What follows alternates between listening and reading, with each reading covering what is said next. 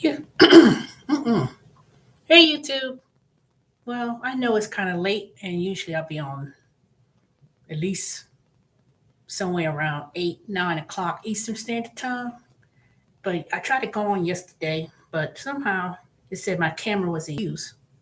Hey, one person, go ahead and hit the thumbs up, hit the like button. I'm just come here to say hey, not to be long, and then I will post some videos tomorrow just to kind of give you an update as to what's going on and just give some little bit of follow up. And I want to make a video in reference to the gig work, particularly Uber Eats and not Grubhub, Uber Eats and DoorDash, and the conception about working a gig job versus having to not work a W-2. Hey, two people, go ahead and say hi so I can know who's in the chat. So I will give you some updates tomorrow. I'm not going to do it. I think I'm going to do a live tomorrow and I'll do a video of an announcement. It's great news. So just to give you some follow up of what's going on, particularly with Intuit TurboTax and the upcoming tax season. And anyone who is looking for a job, work from home job, um, please send me your name, email, and phone number so I could submit it to the recruiter. They're hiring 5 to 7,000 plus people. I don't know. It's a lot. I can tell you that. And I did submit it, some people's names to the recruiter. So I will follow up with my manager because I will be going back to work with TurboTax once we downsize because the tax deadline extension was yesterday. And I will be coming back with TurboTax again on December the 12th. But I want to make a big announcement tomorrow of to my progress working with TurboTax. And I am so excited. I feel like telling y'all right now, but I think I want to make a video um, about my progress with that. But anywho, the people who are referred, and you don't have to do taxes unless you have credentials, unless you're a CPA or tax attorney, and you came across my video and you're looking for a position other than being a tax assistant, which basically you just take the call, introduce TurboTax, and collect some information and send it over to the tax experts or send it to full service. So you're not doing taxes, you're not answering tax calls or questions. You're simply, um, taking in the customer's information. Telling people want their taxes to be done by TurboTax. So you just simply assigning them to different people. Now, like I said, that is a new position. They started that last tax season. That was the new position they started. So this is the second year that they have it, and they need a lot of people.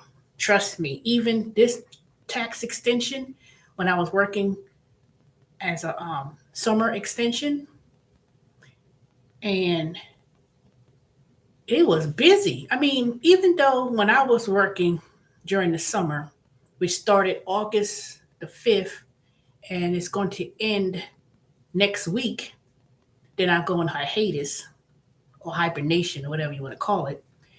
Um, it wasn't busy at first because I was assigned to do um, I was in certain areas. Like I was taking calls or chat in regards to people who calling in needing help with do it yourself. And but when it came to some other areas or queues, especially those who had, we want TurboTax to do it for them from start to finish. That was quite, um, I won't say busy, but it was steady.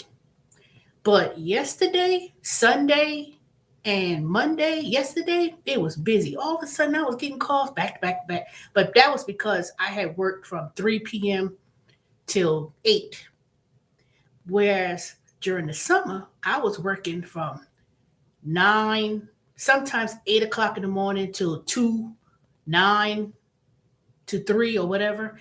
So when I was working earlier during the day, it wasn't as busy. But I was still on standby to take calls. Now, of course, it wasn't going to be busy because most people at work, most people's going to call in the late afternoon, evening. And also, we weren't open until midnight Eastern Standard Time or 9 p.m. Pacific Time. We actually close during the summertime, 6 p.m. Eastern Standard Time or 9 o'clock Pacific.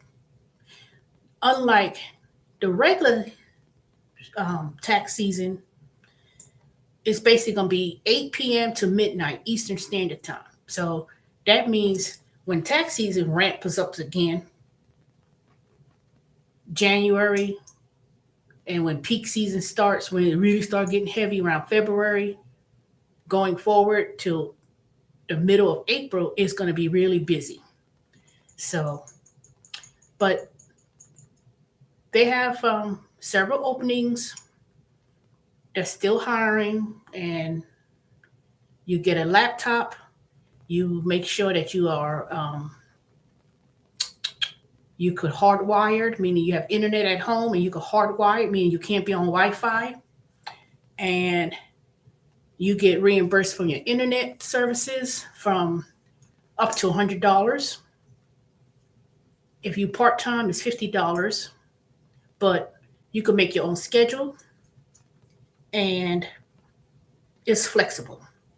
Now, I know the recession, they're not in a recession yet, officially, as they said, but in the coming months, there's a lot of jobs or companies laying people off.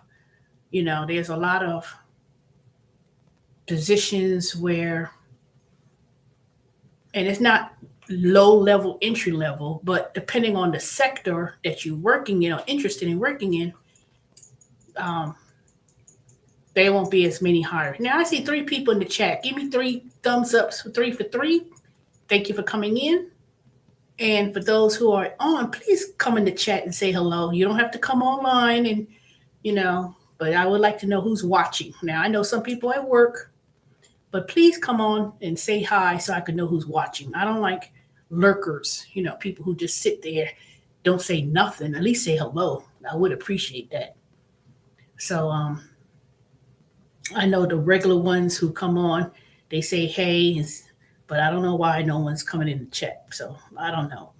I know I did click on the link to say please comment. So I didn't turn off the comments, but after a while I'm going to start not allowing any comments. I'm just going to be talking, but because I'm not monetized, I need to get 1,000 subscribers and start having more watch hours, and I'll make more videos. But if it's going to be not all these interactive communication in the chat, then I'm not going to do as many live streaming videos. I will start posting more videos because, it is a lot of time and effort to come on here and not really get anything. I'm not trying to say, oh, if I'm not monetized, but I know it takes time, but it would be good to know who's watching me. So don't lay back in the bed unless you're someone who's working at a job and you can't go on. And I understand that. But and I know it's kind of late, but at the same time, it looks kind of creepy when you have people watching and not saying nothing, you know. But anywho, I just came here to say hey because I need to start working on my LinkedIn profile and update and still study, not study for my Salesforce since officially the boot camp ended, but I need to finish up a couple of challenges that's part of the trailhead. and then I'm gonna start studying. Well, pick up my studying and take some practice tests before I officially take my exam, which I'm planning on taking.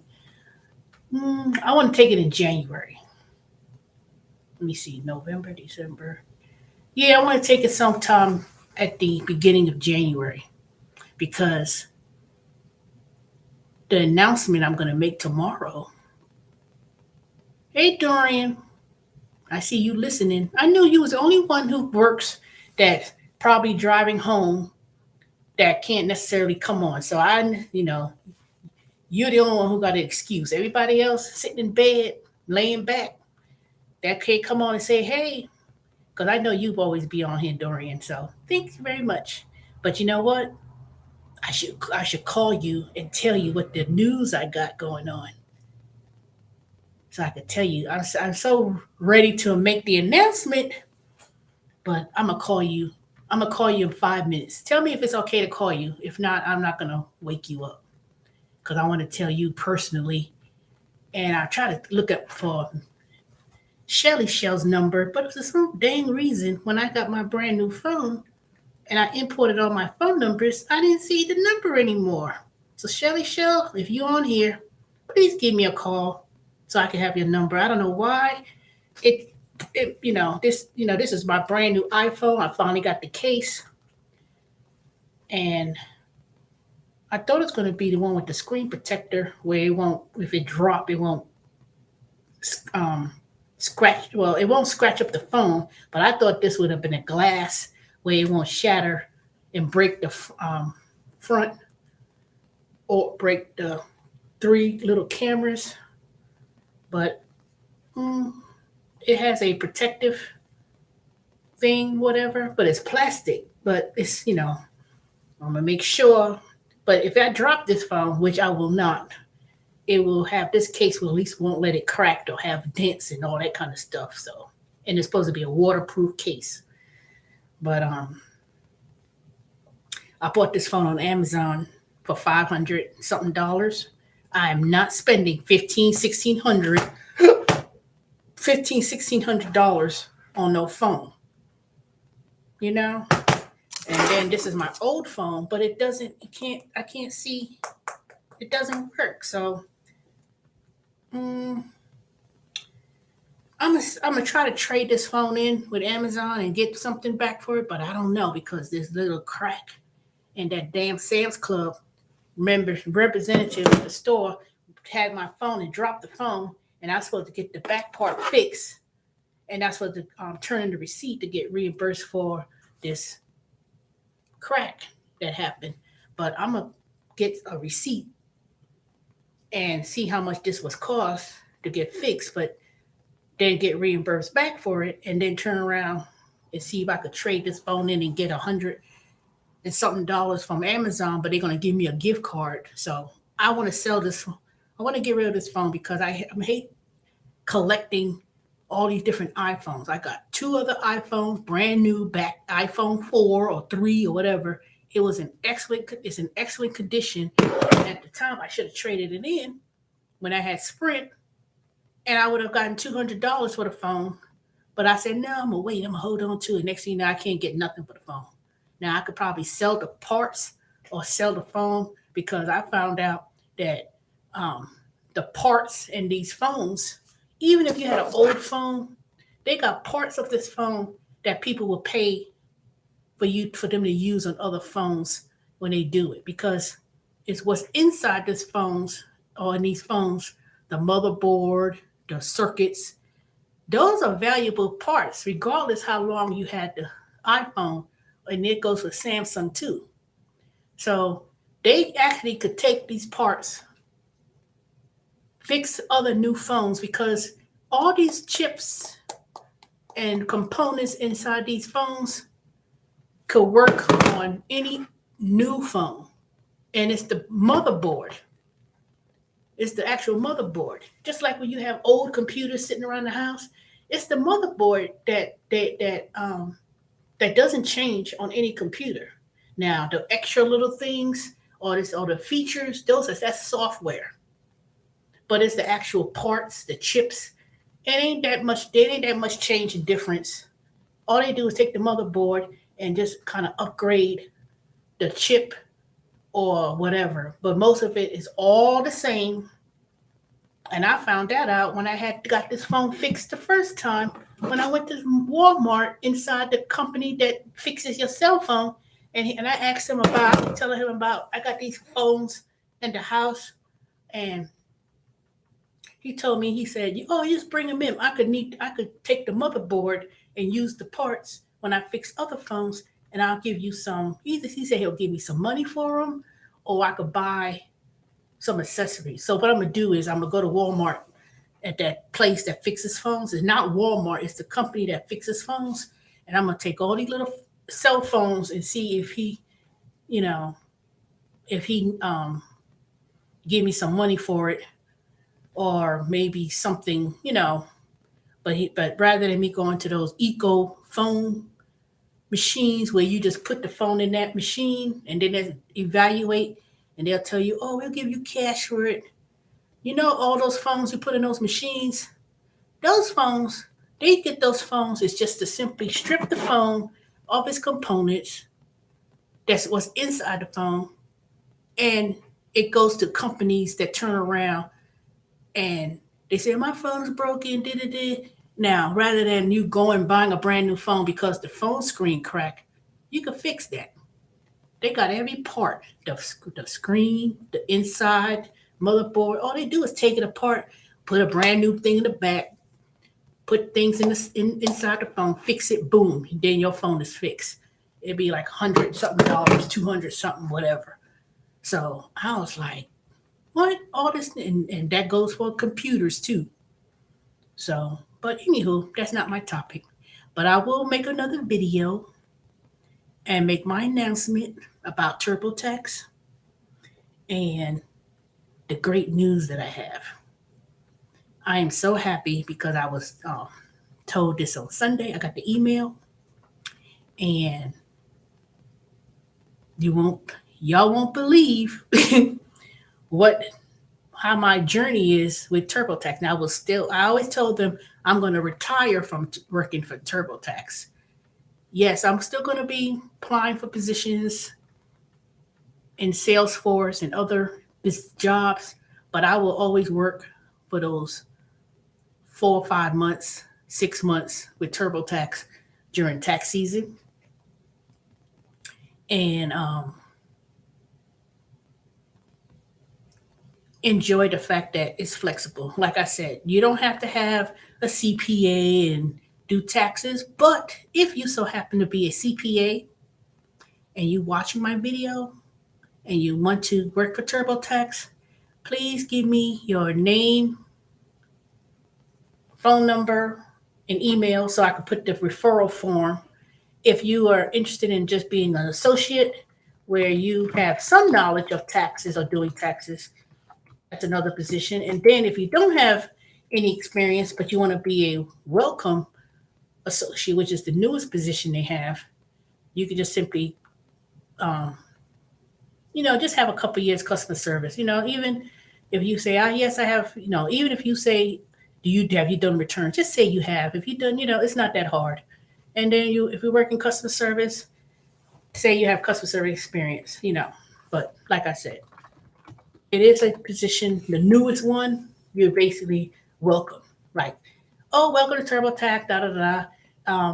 And then you just forwarding calls to associate, or you forwarding it to full service, and you just simply asking them to download the forms and information they need. And that's it. And that's a new position, but that's a position that they need a lot of people. And because I know I didn't want to do it. I was like, even though I'm trained to do anything except for sitting back, I'm not trained. I am trained to do taxes, but I'm not a full service rep, meaning that you make your own schedule, but you have returns to do from start to finish. But they made a lot of changes with that. And because not everybody wants to do their return themselves, or they want to do it, but then they wait to the last minute, like yesterday, And they said, why he's going to do my return? I said, okay, I'm sorry, but we not taking no returns at this time because one, TurboTax has a guarantee. But if you didn't do your return and you want TurboTax to do it for full service, meaning you pay full price, then you know when they call me like yes Sunday, I do apologize, sir, but he missed the call where he's supposed to submit the other documents. And I said, well, what kind of return do you have? W-2s, and his wife have a little job selling something on eBay or something. I said, well, I could help you and you could do it yourself and be on the phone with me. But we're not taking customers to do full service because the deadline was yesterday and they need more time to do it yourself. I mean, for us to do it. So, but I said, in actuality, in speaking to him, he could actually do it himself and he could call back as many times he need to and we could help him and do it. Meaning he could ask a few questions and we could help you do it. You call back and say, I need help. I don't know how to do it, whatever. And then I'll come on there, whether it be chat or phone, and help you do it and guide you. It's like I'm doing it, but I'm doing it right there on the spot. I just can't do the full retired return, meaning I can't sit there from start to finish. Okay, because that's not in compliance to the IRS rules. So, but one thing I started to notice is that I'm just going to officially open up my tax business, which is also going to include bookkeeping, and I'm going to make some flyers. Well, first I have to register my name, so I'm trying to look for a name to name my business. At first, I was going to do TPS Tax Service, but I want something. I don't know. Then I'm going to do Premier Tax Service, but somebody that name is common because that's one of my former coworkers in New Jersey. That's what her tax business name is. I say I can't choose that because I used to do a travel business years ago when I was doing it with this company, Global Travel, and I didn't make too much money doing traveling when I was doing my travel business. It was like I was giving more free information than I was booking trips. And I did book a few trips, but I was like, what? That's all the money I get. And then after 9/11 happened, the airlines wasn't paying any more commission for airline. So I was like, well, dang, this ain't lucrative anymore. But, you know, but that was years ago. But I could have made some big money on that. But it was like, like everything else changes in life, or especially business, you know, things happen. And I also had a wholesale business years ago. And this was before the internet. This was before social media. They didn't have none of these technologies back in the 90s. It was like infomercial TV commercials and people could order products directly. I did that for a minute. I did Avon with the book, but, you know, I didn't really stick with Avon too much. But I was doing it. What I was doing when I was doing Avon, I would buy the products wholesale or whatever, and I would use it with my other business, which was wholesaling, and I would make little gift bags, and I would put all the little chapstick or Avon products in the bag, and I would sell the little bags. That's how I used to. That was one of my businesses that I was doing. So I've always been an entrepreneur, but I never really discussed that in the past or what things I used to do. Now I didn't make tens of thousands of dollars. I didn't make a whole lot of money. They didn't have no social media. They didn't have no Facebook. They didn't have none of those social medias. So, and they had no YouTube because I did it way before then.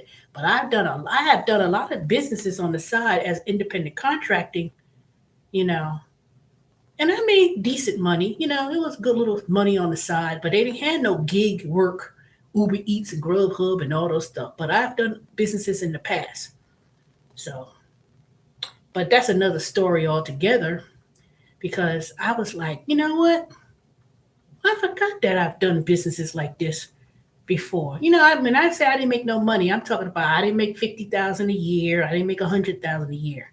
but it was little bit of income coming in at, a few $100s a week. You know, I mean, make about $1,000 a month. And it wasn't a whole lot of effort for me doing it. It was something real part time, real minimum because I was working. I had another regular job. I always had a regular job, and I always had these past hustles in the past. But but the way businesses were done prior to 2000, I always done it the more old fashioned way of doing business. But yeah, I did the Avon, but it was, over. I hate oversaturated. I mean, people say it was oversaturated, but in this case, a lot of people was doing Mary Kay, Avon. See, my sister, she used to do Mary Kay, and she did really well with that. I mean, she was making some money when she did Mary Kay. I did Avon, but I didn't do it as much compared to what my sister was doing. So, but I had a wholesale business where basically I had this catalog, an actual book catalog of all these products that I had. If it was on an infomercial and people could order whatever that was in that book, and then I would mark it up to a retail price, and I got the difference. I had a business like that, and it was no website because they didn't have no, you know, it wasn't no online presence you could have.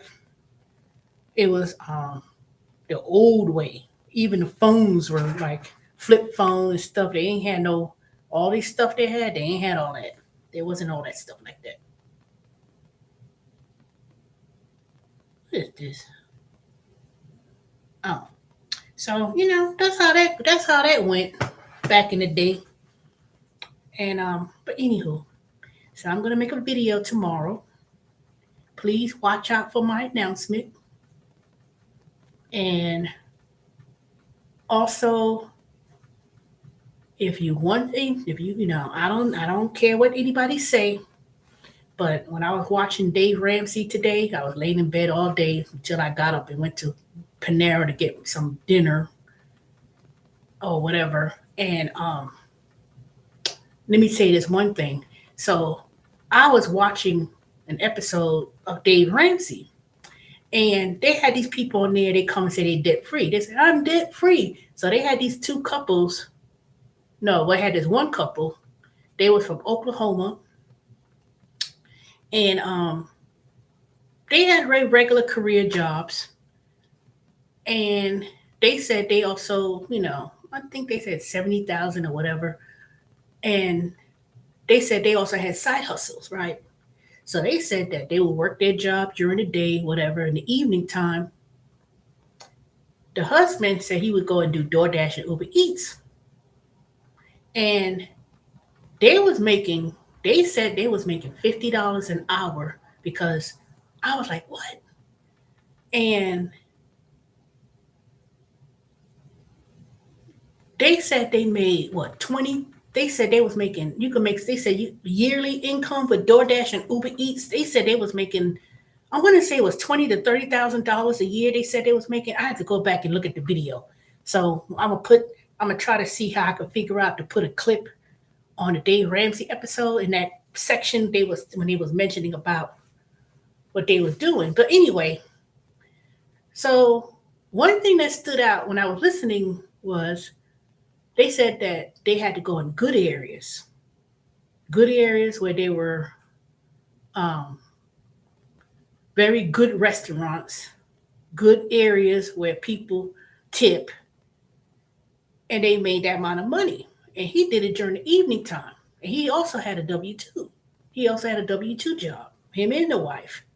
And they had made money doing the Uber Eats and Grub. I mean, Uber Eats and DoorDash around Oklahoma City and made extra money, good money to pay off their debts. They had over 100,000, 200, over $200,000 of debt. Now this was not a year they paid off their debt. I think it took them a couple years to pay it off, but they had was managed to pay off their debts, which included mortgage and any consumer debt like credit cards. So it was a combination of having a W 2 job and doing the gig work at the same time. But they said it's a matter, they said, and they were so intrigued about how they made money doing the Uber, DoorDash and Uber Eats. They was asking, the host was asking them, how do you go about doing that? They were so intrigued about the gig work of doing DoorDash and stuff that they said the they were so successful in it was because it's not based on, oh, it's oversaturated, there's too many people. You have to know your area, and you have to go to areas where people had disposable income to buy those things. Not go all over the world and all this stuff and take, trying to stick closer to where you live and where you live. Like if I was to do DoorDash again, or if I was to do Uber Eats again, I wouldn't stick around my house, Stone Mountain, poor area. I mean, I'm not saying I'm poor. Well, I'm not poor because I know how to make money. I may not be, making six figures, not yet, that is. Um, but I wouldn't stick around certain areas and just go to McDonald's and Chick-fil-A and fast food places where people are not going to tip. Who's going to tip? You can't complain about I ain't getting no tip. People eat tip, and I have to drive, and people looking at that map and saying, you can't go by that. You can't go by that Google map, and you can't go by that Waze app and look at it saying it says it's 8 miles, because 8 miles, that ain't nothing. You know, that's nothing. 8 miles, so some people be basing it on the what it says on the miles. Unless that thing says 50 miles or something outrageous, then it's something wrong. But it ain't no, you can't, anything that says 12, you ain't going, And I understand when people say, well, why this thing's only $5? It may say $8, and I'm not taking it. Clook, they try to wait until they get some big order like $24, $30 or something crazy. When in fact of the matter is, you going to an area where the median income is less than $30,000 a year, or you go in the majority of areas that's mostly, now put this a little bit darker. I'm light skinned, but put this a little bit darker. You know what I'm saying. Y'all know exactly what I mean. You can't go into these hood rat, non-tipping ass black folks and non-cheap ass areas where people ain't got no money. Now, I'm not trying to downgrade or shame people, but when people order fast food, McDonald's and fast food, even Chick-fil-A for that matter, KFC and all these low income fast food places, people say, well, they could have got it themselves. How would they get their own food if they don't have a car? Don't you understand that if people was gonna, if this is cheaper, it may be cheap to eat fast food than to go to the grocery store. But when you don't have a car and you have to take the bus, if you live in an area that has public transportation, most of the time, the reason why you're not going to get no tip is for three reasons. One, you go into an area where they can't afford food to go to the grocery store because the prices of groceries and food is so high and so off the chain, they're not going to do that. Two, they get food stamps or SNAP card. So if they do go to the grocery store and buy food, most of the time they fill up with junk. They can't afford meat or high quality types of food, because even a person who has a regular job go to the grocery store, they even pinch money, pinching pennies. Because I know when I went to the grocery store, I had to be like real mindful of what I buy. I said, well, goddamn, so I can't buy these junk like potato chips and all these extra cookies and cakes. One, because it's not healthy. Two, when I look at chips, I say, oh, I want me some potato chips. But when they think it's $5.49 for a bag of chips, I'm not buying it. Then when they say, oh, there's a sale, 2 for $9. Nope, not buying that either. So I've been really good at my grocery shopping when it comes to buying junk, I said, shoot, I ain't buying all this junk. I ain't buying. And, I said, I can't afford to buy on these unnecessary stuff. So when I buy chicken, meat, stuff that I can make multiple meals. And the only time I eat fast food, or I don't eat at Culver's after that little bug incident with the soda and that nasty attitude, I have not gone back to Culver's. I have not. Now I've been going to Panera, but when I go to Panera, it's because I scan receipts. I, get these little free points. I'm not spending money on that. Technically, I'm doing that just by reading emails, redeeming points, letting them accumulate, scanning receipts. I'm gonna do another video about that. And when I get to a certain point, um, I said, "Ooh, I'm gonna use these points. I'm gonna get Panera gift card." I'm not. It's not because I spent money when I did that. That points app, that points thing I was doing. I was doing that for years, and all I had to do was read emails, click on the email, and get 3 points. Get 20 points for doing that. And I had this app for years. It was points.com or bonus point. I'll tell y'all about each one. Since now I got this brand new phone, I could finally know how to record on the phone and show the apps that I do. So only time technically I'm just doing it because I let it accumulate for a year, months, or I have so many different apps. I get these points. It's just scanning receipts, and I could redeem them from gift cards. And I'm not even talking about the Spotlight rewards through Intuit TurboTax, where I get that just for working extra hours. And I got I got over $1,000 worth of gift cards to redeem that I haven't even redeemed all of them yet. I just bought me a $700 lawnmower, electric lawnmower, state of the art. That's still in the box. That's still in the foyer. I need to cut my grass tomorrow by using a $500 gift card, and I could have got $700. I could have got a $700 gift card and not paid nothing for the lawnmower. But I only took out 500. I said, let me use 500, and then I'll go to the Lowe's, and since it was on sale for the lawnmower, I just paid the difference, which was $120 something, and that was it. But I could have gotten that for free with the gift card Spotlight rewards that I still have remaining. But I said, no, I don't want to use up all the points because I want to see if I could use it for a trip. And I haven't chose nothing yet, but I said, dang.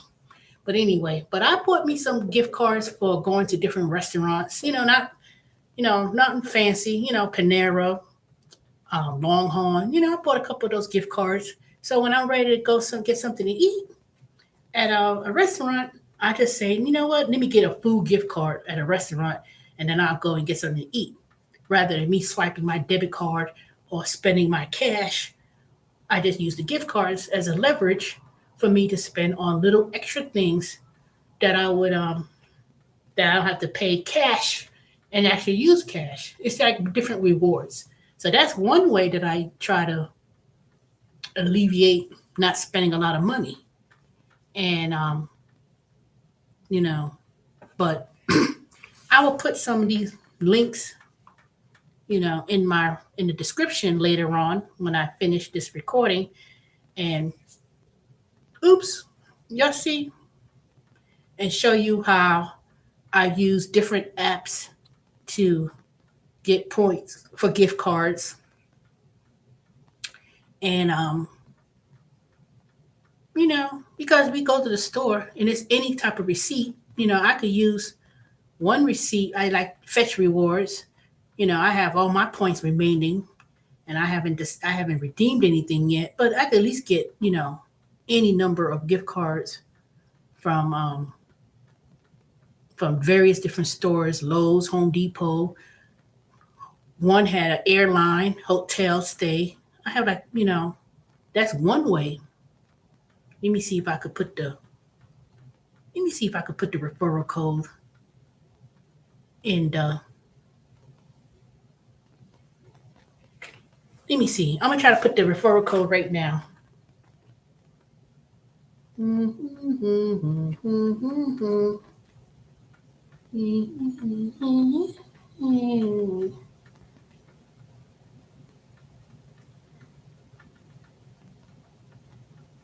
There's always a ways to do things, let me tell you.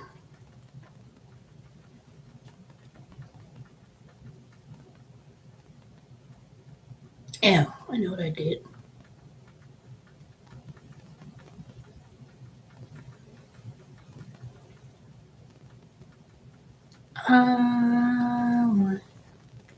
All right, hold on, y'all. Oh, trying to.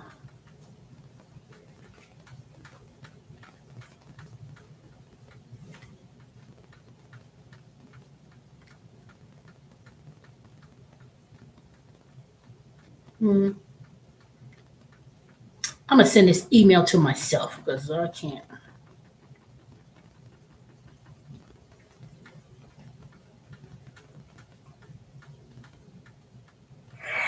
All right, I'm gonna check my email real quick, and I'm gonna copy the I'm gonna copy the information in the chat, but I'm also gonna put it in the description box once I finish.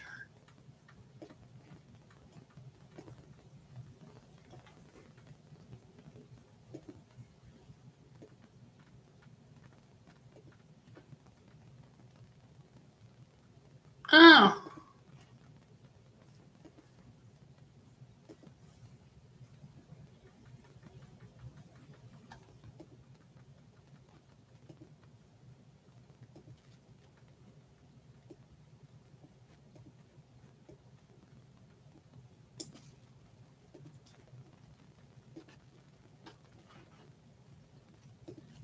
all right, I'm back. So the 5 people that's in here, please click on this link, and this is my referral link for one of the um, ways that I get points, and I could redeem them for gift cards. And also, you could go and redeem them for PayPal and get cash. You just they'll deposit the money into their PayPal. So some of them have PayPal. I haven't redeemed any of these points for this one, which is Fetch Rewards. I know there's a lot of people on YouTube that are trying to promote their Fetch Rewards, but I would appreciate that y'all subscribe to my link that's in the chat, and I get some points and you get some points. I haven't redeemed them yet, but I could tell you, um, earlier this year, I told y'all I was trying to redeem receipts and cash, and at the end of the year, see how much I would get. And so far, at 40,000 points, depending on the store, it's like $25. Now you say they ain't a lot of money, but um, the next level is $50, and it's so many stores that's on here. So many. Most all the stores are practically on here. Amazon, of course, is on there, but I don't want to buy no more stuff from Amazon. Bed Bath and Beyond. I already got a gift card to my job. I bought a gift card for Bed Bath and Beyond. I ain't used that $50 yet. I think it was $50 or 100. 50. Belks, Best Buy, Panera, of course, Bubble Gump, Nasty Burger King. Nope. Um, it's so many. Let me see. Celebrity Cruises on there. You get $25. That'll probably buy you a drink if you ever take a cruise or whatever. Chili's. Every restaurant is on here. Cracker Barrel, CVS Pharmacy. Now I could use that because I had to pick up my prescriptions. I probably could get a CVS and get my stuff from CVS, but I don't know. Dave and Buster's, Dick's Sporting Goods. You can even donate your points to a charity if you want. IHOP, Instacart's on here. You could even do a Lyft ride, Lyft and Uber. But I ain't spending my money on that. Krispy Kreme. Ooh, Kroger's on here. See, I need to look at all these apps I got and all these gift cards I could buy or redeem rather. Lowe's, Lululemon, Maggiano's. Where's that PayPal? Because I know PayPal is on here. Let me see. I thought PayPal was on. Panera, Papa John's. I went and bought me a Papa John's pizza last week or 2 weeks ago. Hey, Sitting Soil and more. Yeah, so anyway, well, so I appreciate you click on the link that's in the chat for Fetch Rewards. So you get some points. I was talking about ways that I've been not spending money, but I get gift cards by just looking at emails, redeeming points, and all that stuff. And I could buy whatever I need to buy, whether I go to Home Depot, Lowe's, Panera. I could have used these points from the previous one I have. I have another one too, Shopkick. With Shopkick, you have to keep the app interface open, available, and as you go to the store, you get points just for walking into a store. But I have at least one, two, three. I have about 6 different apps, if not more, because I have some other ones that I've done for so long, years ago, that's sitting there. Even some I have a Chrome extension, and I get points for that. Like when I go to Amazon to shop, it'll tell me if I got the lowest price. Um, it was Capital One extension, and the other one was what's the other one? There's another one I can't think of it, but you'll be surprised. A Bada gas app. There's so many apps out there. They'll give you, they don't give you a lot. They may give you maybe 25 cents, 50 cents, or a dollar just to get you to buy certain things in the store, and you get extra on top of that. And you could or it's for marketing purposes. That's what it is. They don't take your personal information, but that's how companies determine products and marketing purposes. So that's what these apps are basically. And this concept is not new. And let me tell you why it's not new. When I was a child, me and my sisters, my cousins, growing up in South Carolina, my grandparents, they would go to Piggly Wiggly. And with Piggly Wiggly, they used to give you these stamps, right? And these booklets. And you would get, every time you go to the grocery store, they give you these stamps. And you get all these stamps, and then you could put them in this little book. And they had this big old catalog, and you could buy toasters, toys, clothes, based on the booklets that you filled up.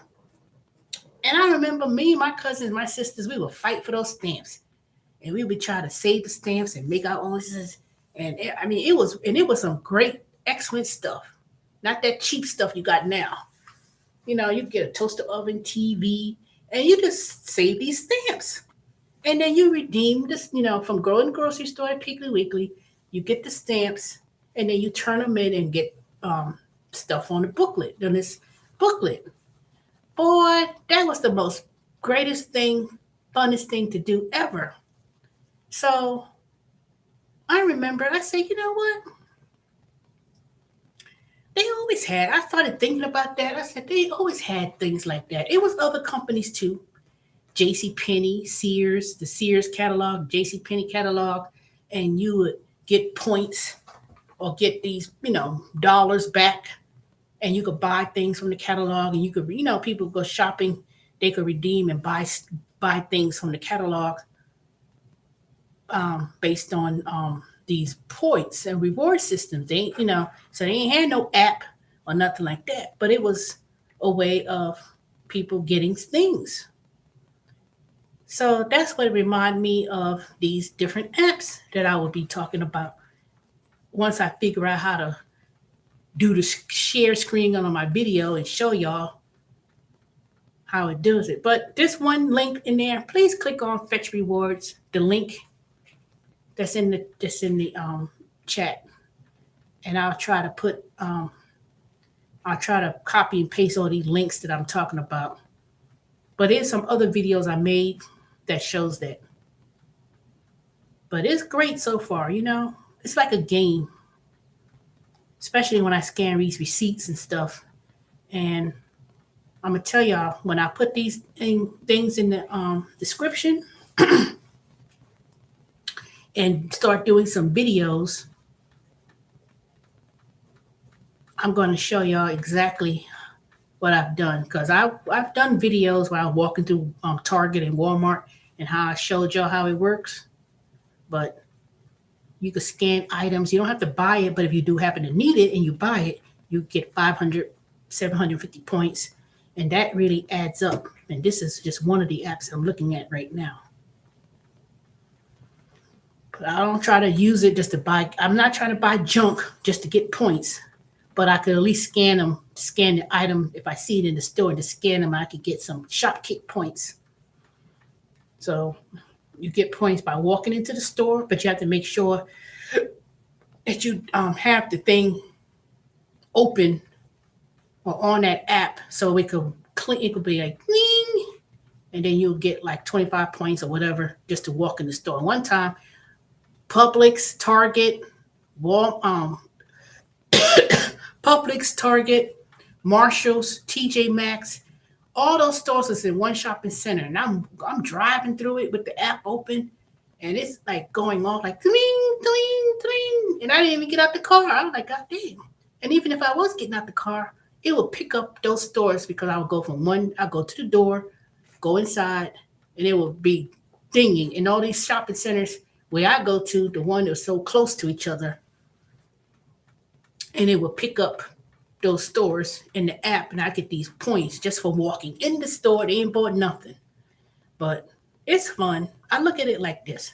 It's just like some people drop money on the ground and people pick up coins, you know, at least I'll pick them up. If I see something on the ground, I'm like, oh, someone dropped a quarter.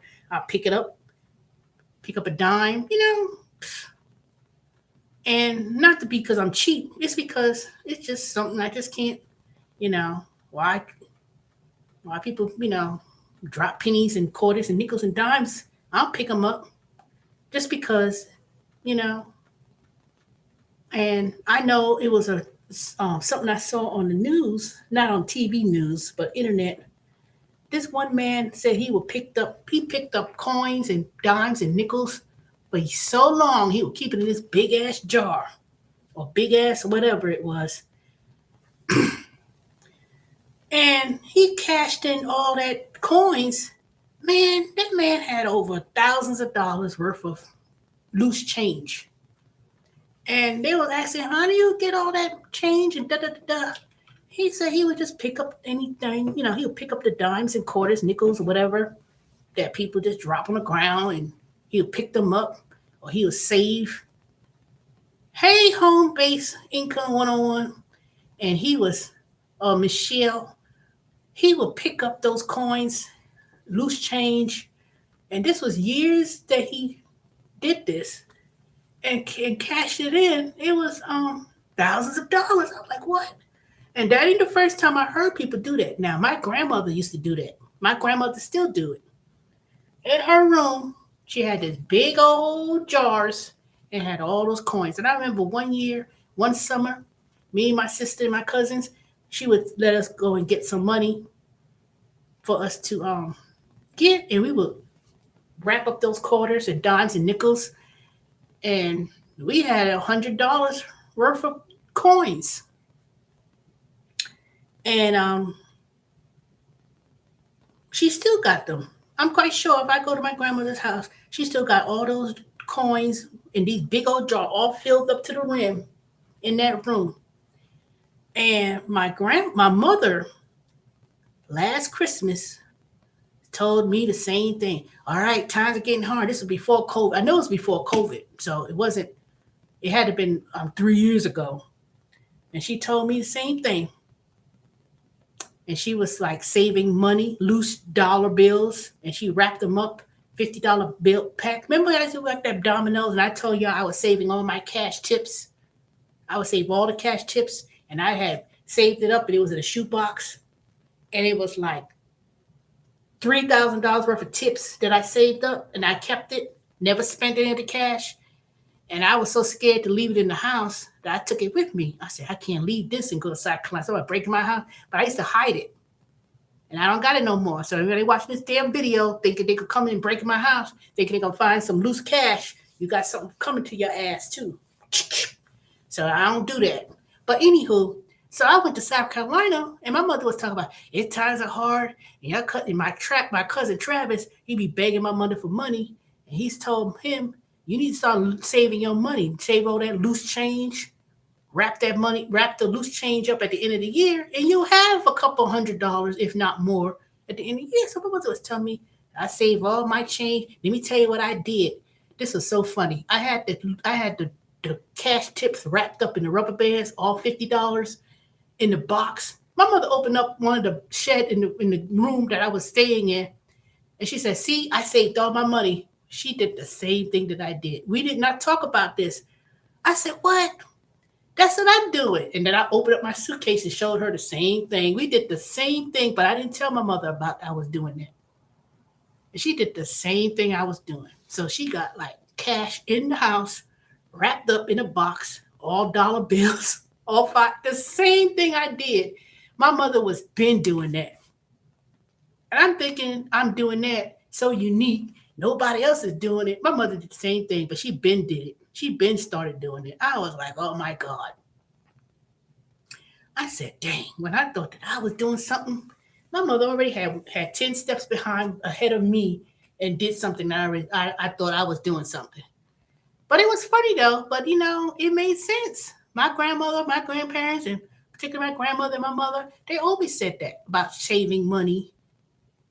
And let me tell you, last week when I spoke to my mother, I was like, I'm doing this app where I could buy real estate without buying physical real estate investments, right? I think I'm doing something on one of those apps where you do investments. My mother said that she did it 10 years ago. She bought Exxon and she bought Exxon and another company. And you know how you buy, so she was doing that too. Yeah, I bet I did that 10 years ago. And she started doing investment and bought and had 100 shares of Exxon and another company. I can't think of what the other company was. Put it this way. She was getting dividends for all these years on those stocks that she bought on CompuShare.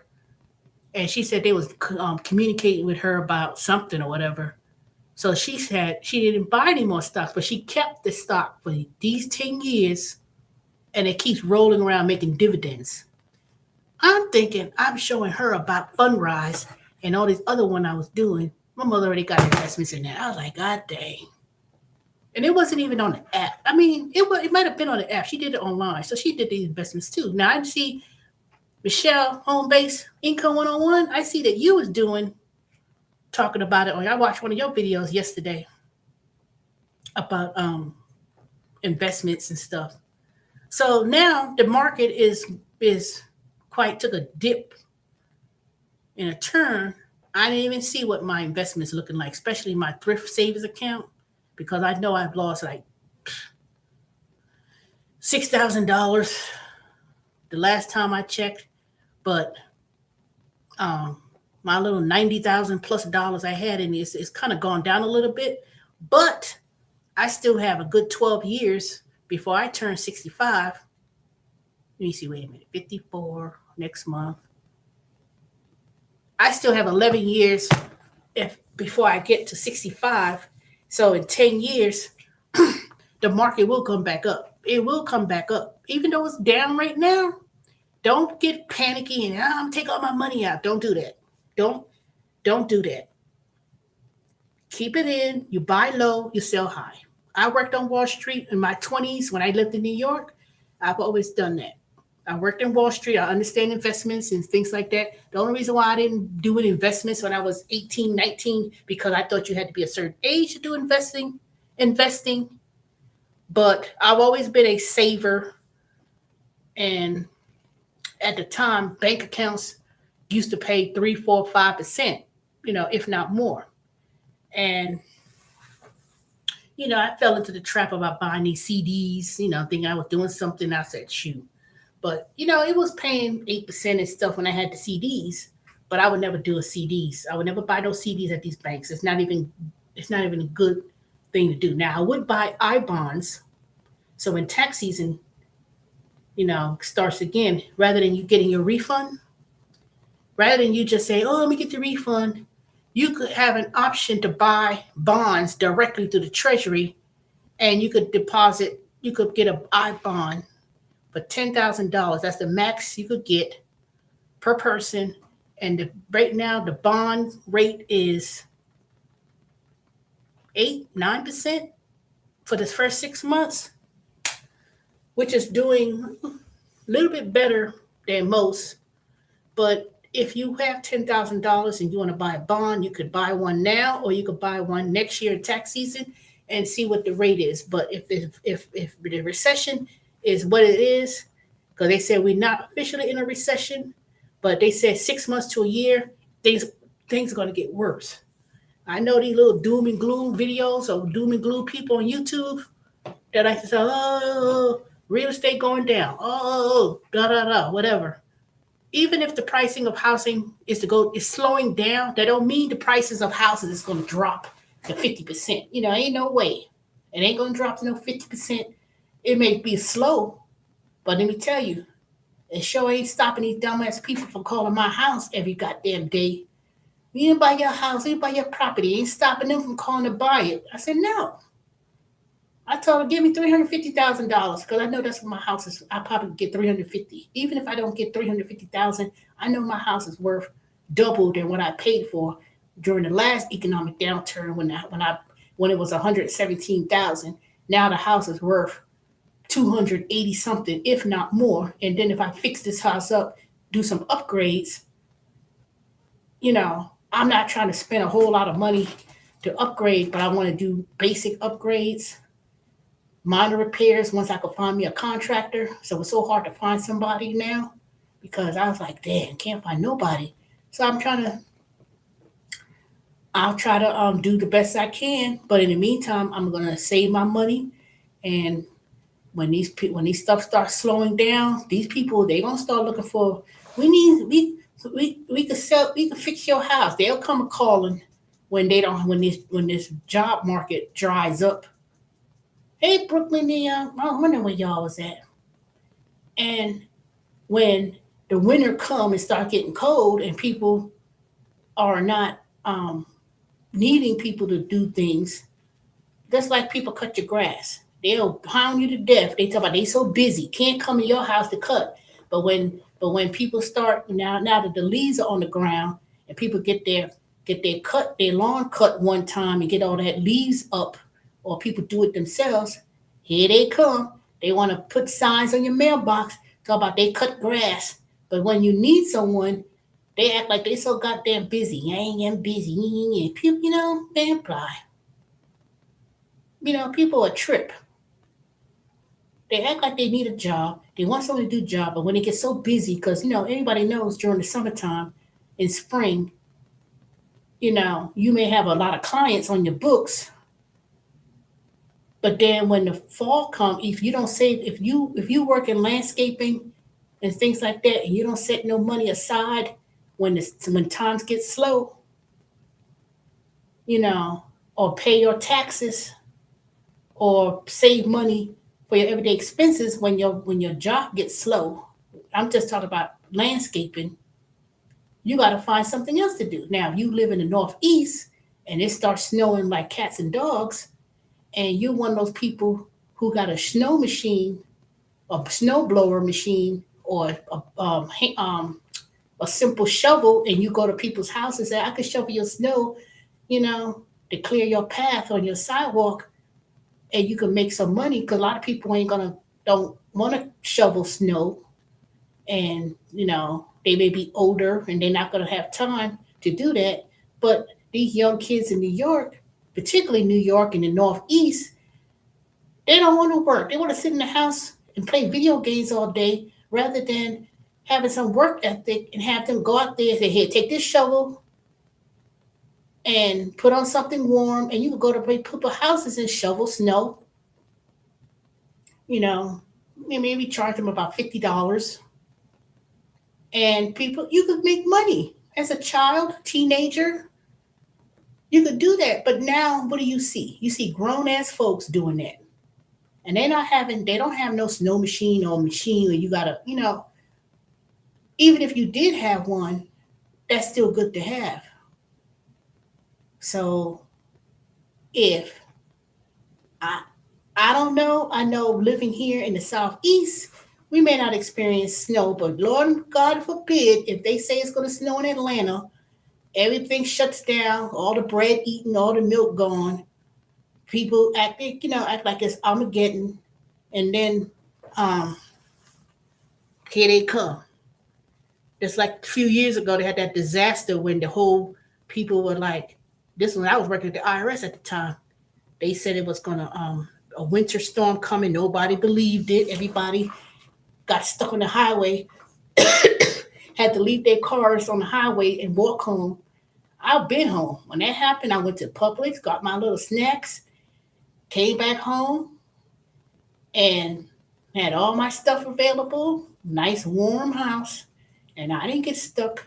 And I looked out the window and I said, "Ooh, it's snowing," and I stayed in the house, and nobody was coming out their house of the subdivision. Nobody. Oh, you remember that? It wasn't as an embarrassment for Atlanta. People say, "I didn't believe it. I didn't believe it. They must have said it wrong." No, they didn't say nothing wrong. They told exactly, and I believed it. And I said, let me go to Publix.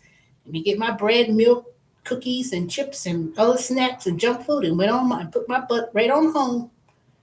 So now with the prices of food as high as it is, I could imagine what's going to happen in a couple of months when, God forbid, if it was to have bad weather here in Atlanta. It's not even so much the snow, it's the ice.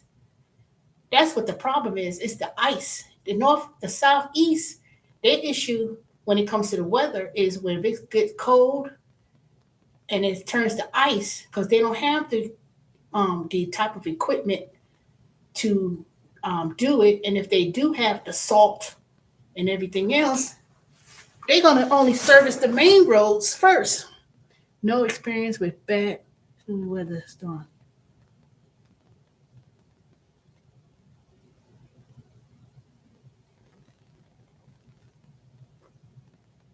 Well, I don't know about that, Michelle.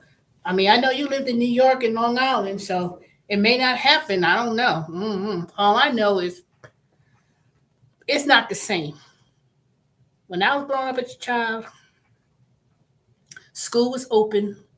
You walked to school, you stay there half of the day, and then they send you home at 1 o'clock. But and people at the time dealt with the snow, and you had your long johns on, your coat, hat, Eskimo coat. I remember the Eskimo coat. My father used to always take us with that Eskimo coat and cover our whole face with the Eskimo coat, and had the boots on, and went on to school, went on to church, and went on to wherever and walked. Now it ain't the same. These kids, they act like they so I don't understand it. I was like, y'all act like it's the damn end of the world. I mean, I don't know. But I know you had to deal with it. I could imagine. But they were saying now, Vermont, yeah, New York, not so much. Recently, in the last few years, it may not have been as bad, but it happens. I think the only reason why you say not is recently because it didn't really last as long. That's the thing. When New York had that snow storms in the last few years, it depends. It would have gone to DC area with snow, and then in New York may not get as much. But it happens. It's just that, it may snow, be like, oh, it's snowing, and then they see people in New York, they may not experience the bad effects of winter because if it's snow, they got the equipment. Next thing you know, snow is cleared out. That's it. You can't really tell because they stay on top of it. So you don't really experience that bad winter snow um like other cities in other states rather. But because they already cleared it out, you really can't tell the difference. They will say, "Oh, it's 10 inches of snow," and they'll show it on New York. They show New York and Philadelphia and the Northeast and Atlanta. Look at the snow. You see, they don't show the bad and the, oh my God, I'm getting we stinking how they'll be showing them in Central Park, people playing in the snow, skiing. Central Park, people playing in the snow, and see, they didn't really show people stuck. They didn't really show silly stuff like that because that's not, even though it may be 10 inches snow, 12 inches snow in the ground, people in New York dealt with it. I don't care if you're white, black, whatever. Everybody dealt with it. And it was more fun than anything. People did what they had to do. They said, oh, it's shovel. My mother said she don't miss the snow. She said, I'm glad I'm not in New York anymore because she was tired of shoveling snow and all that stuff. But, it was something you had to do. It was something you had to do and something you had to prepare. The only scary part that's going to come up now, which I think that's going to be more of a fear, is when those damn gas prices is going to be off the chain. Like right now, I'm sitting here with the heat on because I came back home. I was like, it's chilly in this house. I turned on the heat and I'm about to turn it off right now. So let me turn it off.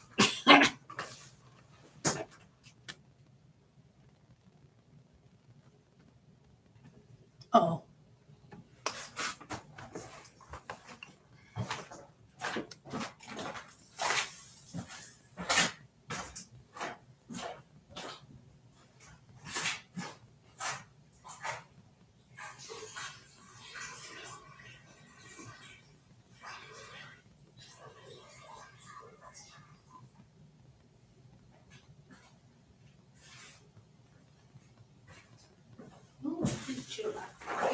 Charlie, get out of my chair. Okay, cat. Okay, I'm back. See, I turned the heat on because it was chilly when I got back in the house. I'm turning that thing right on off too. I got one unit on. The one upstairs, where I'm upstairs. Downstairs units turned off. I just turned it off just to get the little chill out the air. And then I'm gonna go to bed. So I know they said the prices of gas and electricity is gonna be off the chain. But hopefully for me, I'm going to evaluate my bills for my electric and gas because mine was real low. I turned um that water heater that's in the garage and I gotta insulate it. I turned that thing down to low, not hot water. I still get hot water, but it's turned down. That thing is turned down real low because it's only me in the house, nobody else.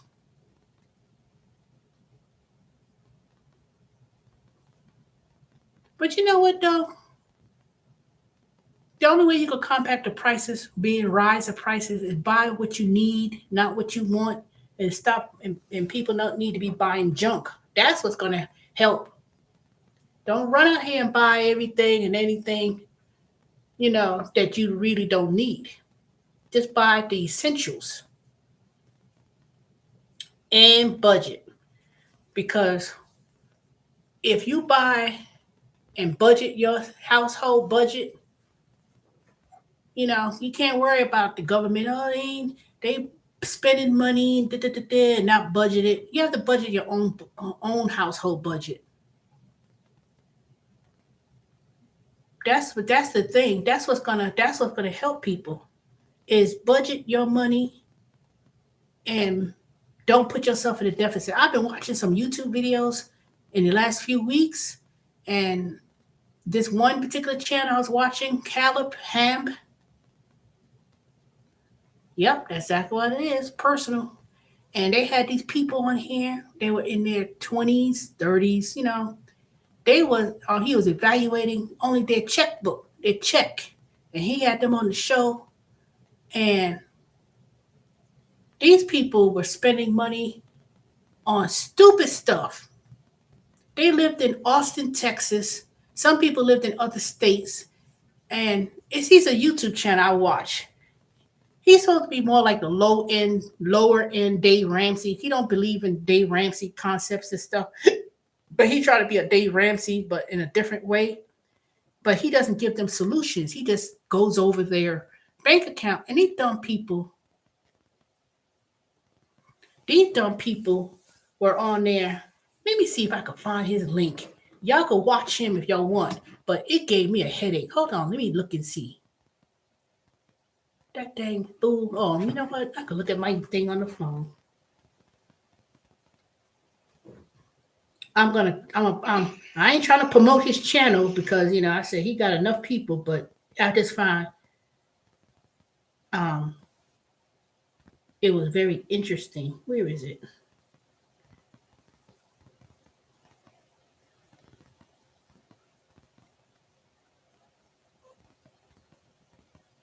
Where is it?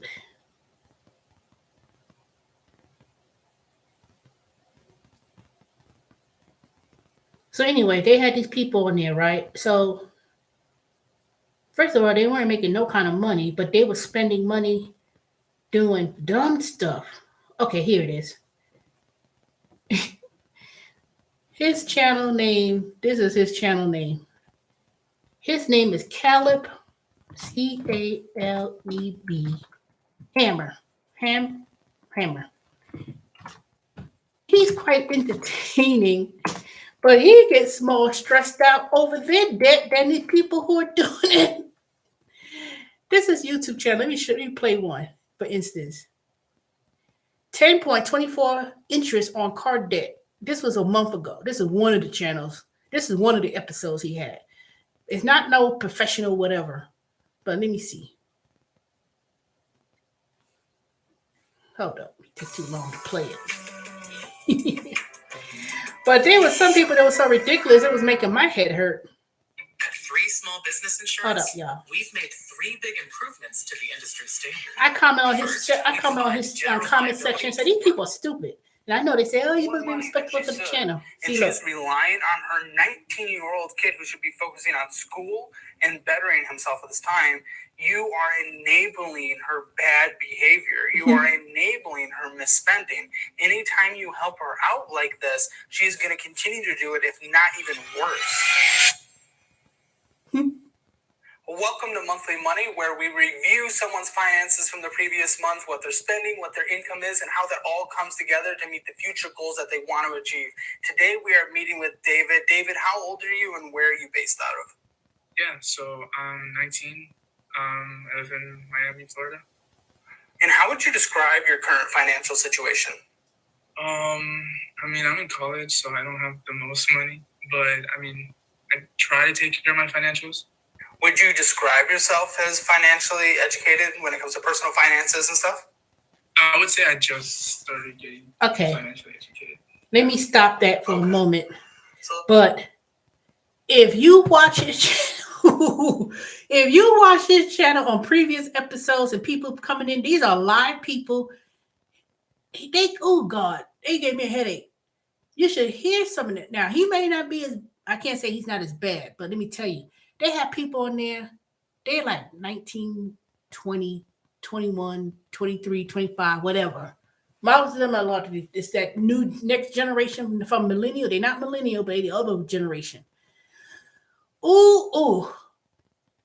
Some of the people, well, mostly all of them that comes on here. There's only one person that I saw today that I was listening to Generation Z. They the most stupidest generation I ever come across. I don't care what anybody say. Girl, that's me. You shouldn't say that. Fuck y'all. Whoever think that I'm not that what I'm saying it may be wrong. Generation Z.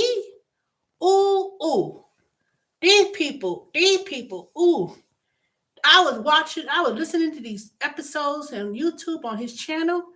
People was like, I only make $15 an hour. How the hell you can make $15 an hour living in Austin, Texas at that? And even if they didn't live in Austin, they lived in other cities. They was in school. They were taking out private, like one episode today I saw the girl went to the University of Maryland. She was taking out private student loans to buy concert tickets and entertainment and games. I was like, this bitch. And it wasn't like $50 or whatever. It was thousands of dollars. I was like, what the fuck? Then they had checking accounts where they were buying, he was listing down the list. Uber Eats, Grubhub, Uber Eats, Grubhub, DoorDash, buying fast food. Yes, oh shit, Michelle, that's right. And he was going all the way down the list. He didn't even finish, he wasn't even half of the month. And he was going over all of this. Uber Eats, Grubhub, DoorDash. I mean, it was like, and then they had, well, what I do is I had one account that pays this, and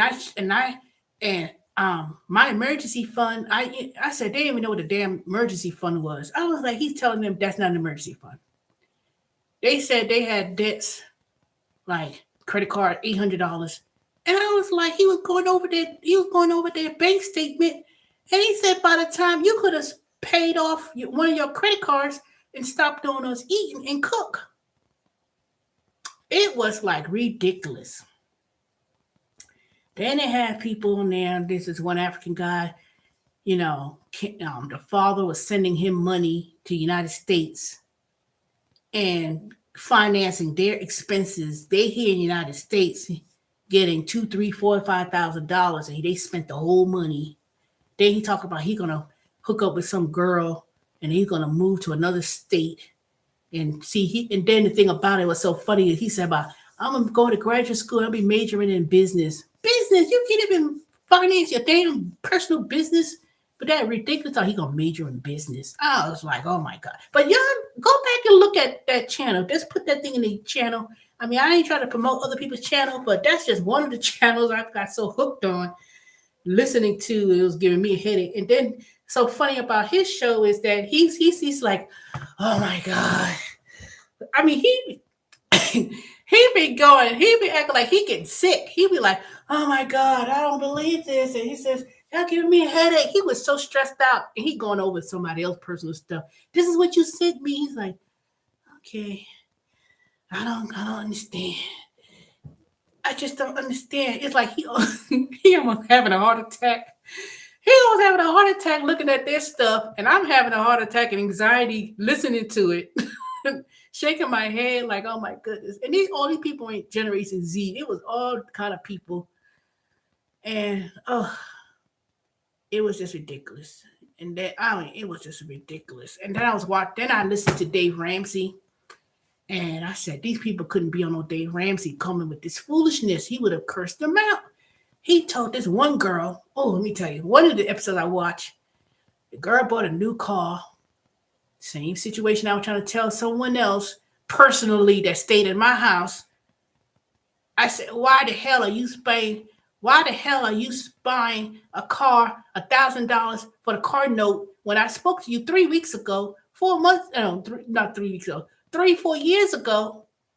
I said, well, damn, I'm experienced that with a person that was staying in my house a few months ago. Y'all know who I'm talking about. Some of y'all I told personally about this particular person. I'm not going to mention it here. If he's watching, hope you doing well. But anywho, she bought a car. And it was not no car, one of those, wherever. Sold her the car.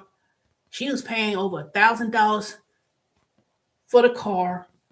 And she financed the down payment. Who the hell financed the down payment on a car? He told her, he said, how you had the car? She only had it less than a few days ago. He told her, take the car back. You can't afford it. And paying 20-something% interest rate, and you paying, like he told her, I can't do that. I don't want to do that.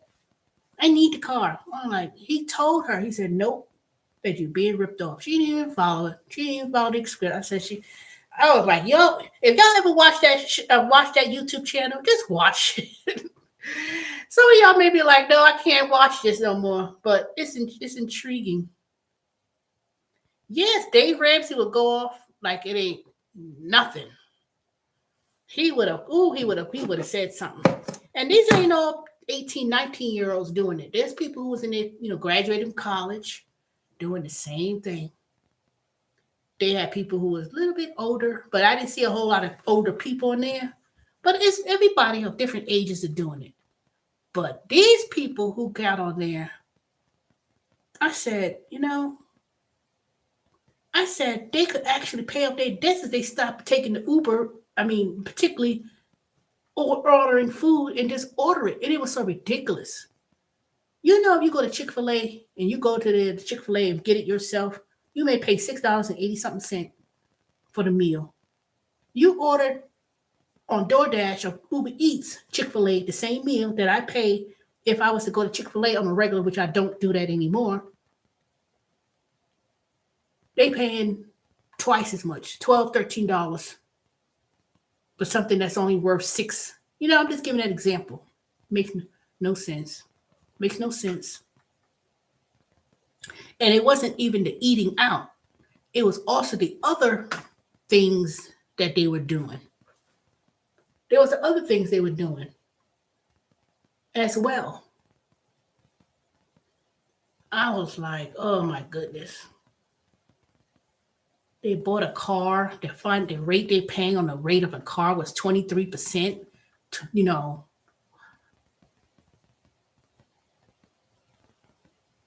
Yeah, to deliver. And the thing about it, ain't none of these damn cheap ass people tipping either. That's the thing. They weren't even tipping. They weren't even tipping. And then their justification is, do you tip? Why should I tip? I already paid. Who gonna spend ordering food, lunch, dinner every day? And it was, $15. It's like typically $15, $20 when you get it delivered. And you're doing that once time, but if you're doing it twice or 3 times and you're doing it every day, how you gonna put things on a credit card? That's what kills me. Exactly. Well, the people that buys it, and they don't even buy it every day. They do it on a weekend. They may buy stuff like the family meal and say, okay, we're gonna get pizza and we're gonna do it on a weekend, and then they may do it occasionally. That's why when I was watching the Dave Ramsey show, as I was mentioning, I don't know if you missed the part where I was talking about the show that I saw today, where the couple was debt free and they was paying over $200,000 of debt in 6 years. The wife and the husband they had regular jobs, regular W-2s, and in the evening time they was doing DoorDash and Uber Eats on the weekends, and they lived in Oklahoma City. They were making $25 to $50 an hour. And they made $20,000, $30,000 doing that gig work on the side and paid off their debts, which included their mortgage and student loans or whatever. And they were so intrigued with their story or what they did. They said, and this is what they said. They said, we go in areas, we go to areas that had good restaurants and a good area. Meaning that they didn't go into these little poor areas where people make less than $30,000 in under a year and can't afford it and go in these fast food places. They went in the areas that they knew where people had money and they had excellent restaurants. That's how I made my money. If I go back and go back to my statements when I used to do Uber Eats and Grubhub and looked at how much money I made, all of my money I made, and I made a killing, y'all. See, I didn't post it on YouTube like most people did because I said, nope, the IRS ain't gonna track me down saying you didn't pay your taxes and putting all your business out. They put all my business out. But I know I could tell you when I go back on my statements of all my gig work and all my payouts, I didn't work no 12 hours every day doing no Uber Eats and Grubhub and DoorDash and all the rest. I went to areas in Atlanta. I went to Buckhead, which is one of the wealthiest communities in the United States. I went to Swanee, and I went to rich areas that had mansions. People had money like it was nothing. Nice houses, nice homes, lovely restaurants, that was like, expensive restaurants or quality of restaurants. That's where I used to do my deliveries. And I stayed in one area. I said, boop, I'm gonna stay in this area. I drop around the circle, do. I went to, when I did the Live and all that stuff, people ordered on Macy's and Bloomingdale's when they had the Live in LA. I was probably maybe a few persons who was doing it. And those people had money. I drive up. I remember when I first did Uber, I picked up this nice, lovely lady. The son lived in Texas, in Austin. She lived in Buckhead. She paid me $20-something in a tip and asked me to be her personal driver to pick them up if they had such a thing. Man, I just started doing it. And what I did, I was talking to her and now, got to know about them and even got some advice for people who was in the technology field. That's how I became interested in IT and trying to get into IT even right today. And, I ain't come looking crazy. Trust me, my hair wasn't looking all crazy like it is now. I took time because I got to know people. Even the people who didn't have no money, even the ones who didn't tip, I didn't even get mad and back. They cheap ass people. Now, if you do something stupid and crazy, and but I don't even say nothing. Because I'm passive aggressive, I don't say nothing. They be like, "Hey, what's wrong with you?" My face would tell it all. But even if they didn't tip, I didn't even be fazed about it, because I always said that if I'm gonna do these deliveries and do these deliveries, I always said 6 out of 10 people, 7 out of 10 people gonna tip. And every time 7 out of 10 people will tip, the other ones I don't even mind. I just say, you know what? That's just a little bit. They just add on to my the percentage that I did make money on. And I didn't even let it bother me. Because I knew to go to certain areas and stayed in that area. Even if it was 40 minutes from my house or it's not in my neighborhood, I know that, okay, let me work this area where I know I'm not driving as much and go from one end to the next or whatever. And when I'm finished at 10 o'clock that night, shut off, going home, boom. That's it.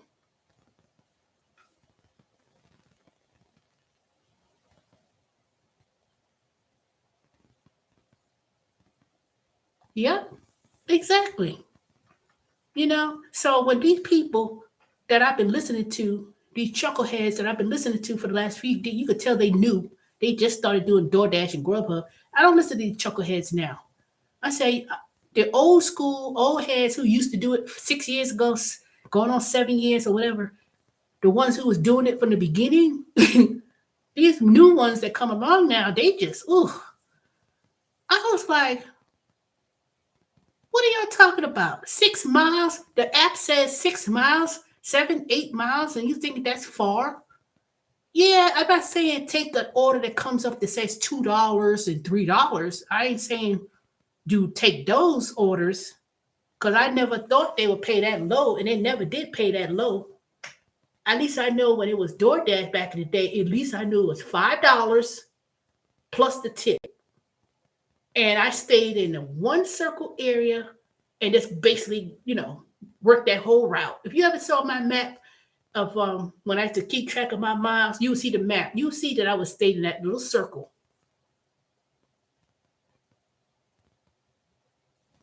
Yeah, they spending money like they rich. All those people on that show, It was spending money, and it was on foolishness too. Foolishness. Foolishness. Didn't make no sense. But the point is that Dave Ramsey show I saw today, I don't know which it was because I was listening, the whole thing as it goes to each different shows. But when I heard the one, when I was looking at the one about the couple, married couple, and they was, they had some good jobs. They had W-2 jobs. But when they said that they had made $30,000 or something like that, I think it was $30,000 plus they was doing Uber Eats and Grubhub. And they had made that. I said, dang, they made that much. They were so intrigued with that part of the gig work that they were doing. They told them the way you do it and make money, and it was good money. This was not no previous year's video too. This was recent. They said you have to go to the areas. Basically, let me say it like this. Basically, you need to go to the areas where the medium income of people making $500,000 and up. Even if you have to drive 40 minutes, 45 minutes, if you go to the area and you know where the wealthy areas are, that's what I did. Yeah, it is. I just knew where to go. I will go to areas I could tell you. If you live in Atlanta and you want to make some money, whether it be Instacart, Uber Eats, Grubhub, whatever, is to go to the rich area. I'm sorry to say, you cannot make no money going to these lower end income. Even I have to say, even where I live, it's considered low income. People say, Teresa, you being prejudiced or racist against people who don't got no money and you don't want to go to the area because they poor. Man, I'm not trying to make myself poor by going to areas where you making $2-3 or going to areas that's dangerous and going there would get rude, nasty service. You go to Chick-fil-A. I said, no, I'm not being racist.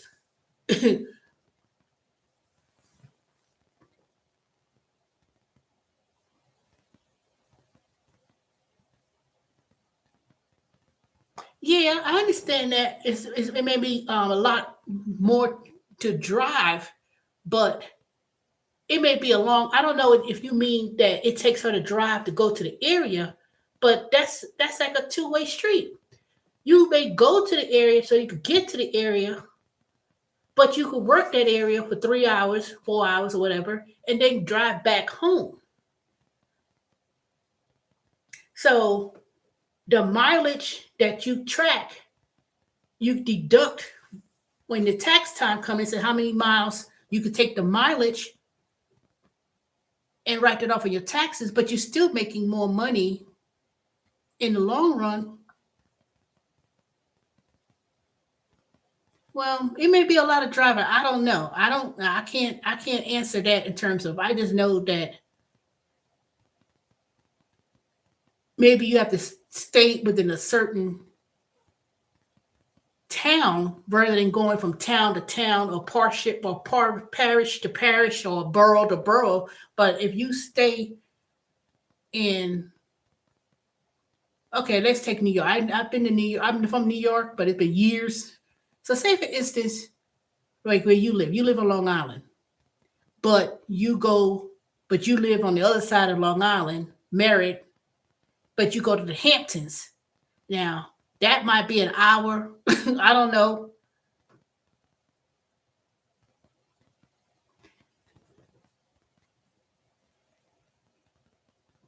Like I said, I don't let it bother me. A car is meant to be driven, If you drive highway miles, that's not really bad. It's not really bad. Yeah, I'm just giving that as an example, but I don't know. I don't know what area is rich and wealthy other than Midtown Manhattan. Oops. I don't know. I'm just giving an example. So say the Hamptons is like popping. And you could do that, but say you drive to the Hamptons And they say, yeah, it's an hour or whatever. But you could do Instacart during the day, do the grocery shopping Friday, Saturday, Sunday when people do grocery shopping.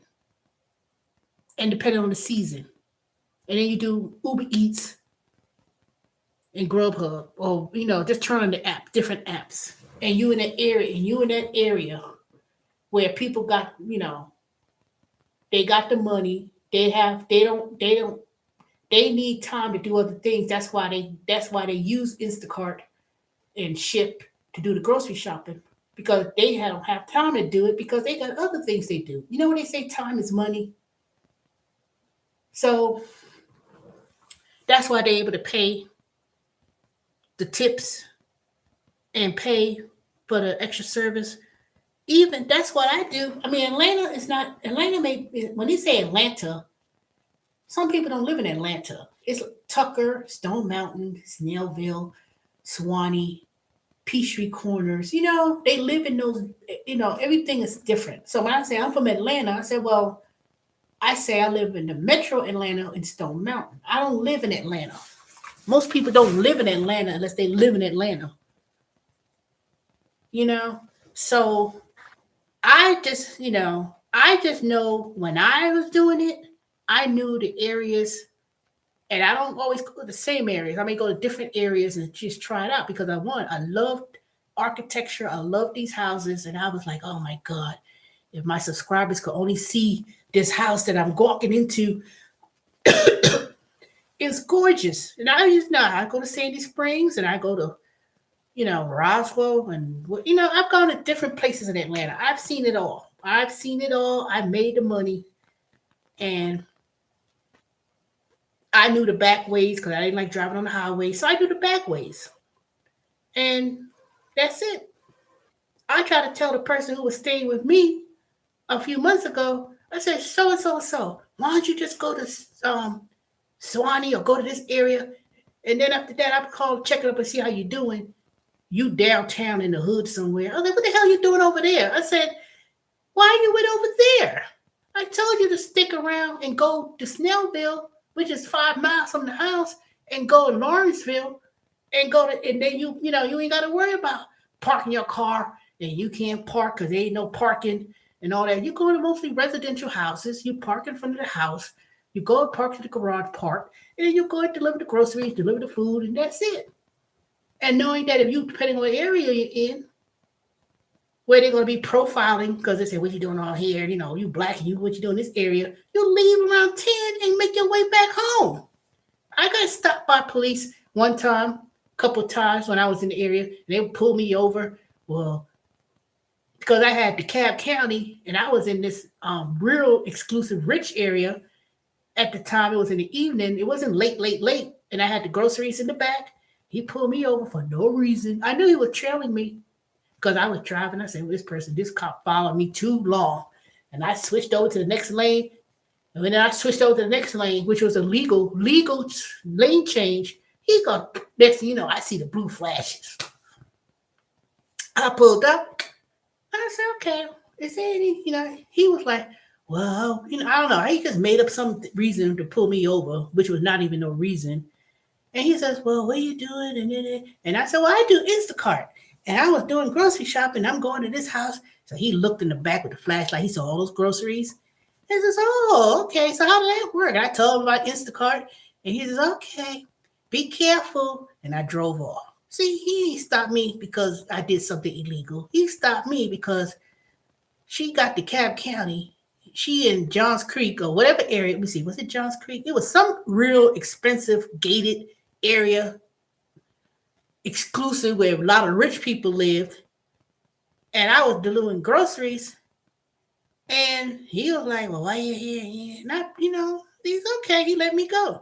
And this happened twice in different areas that was very exclusive. It was 10 o'clock. And so when it started to get about midnight, 1 o'clock, I'm not doing nothing. I'm going back home, be like, oop, me make my way back to Stone Mountain. I know my limits and parameters the way I need to go. You just have to use your common sense. Sometimes you have to be real. And I was driving the Kia. So, I ain't had no raggedy looking car. doing no groceries. I had the Kia Optima Limited at the time when I was doing my deliveries.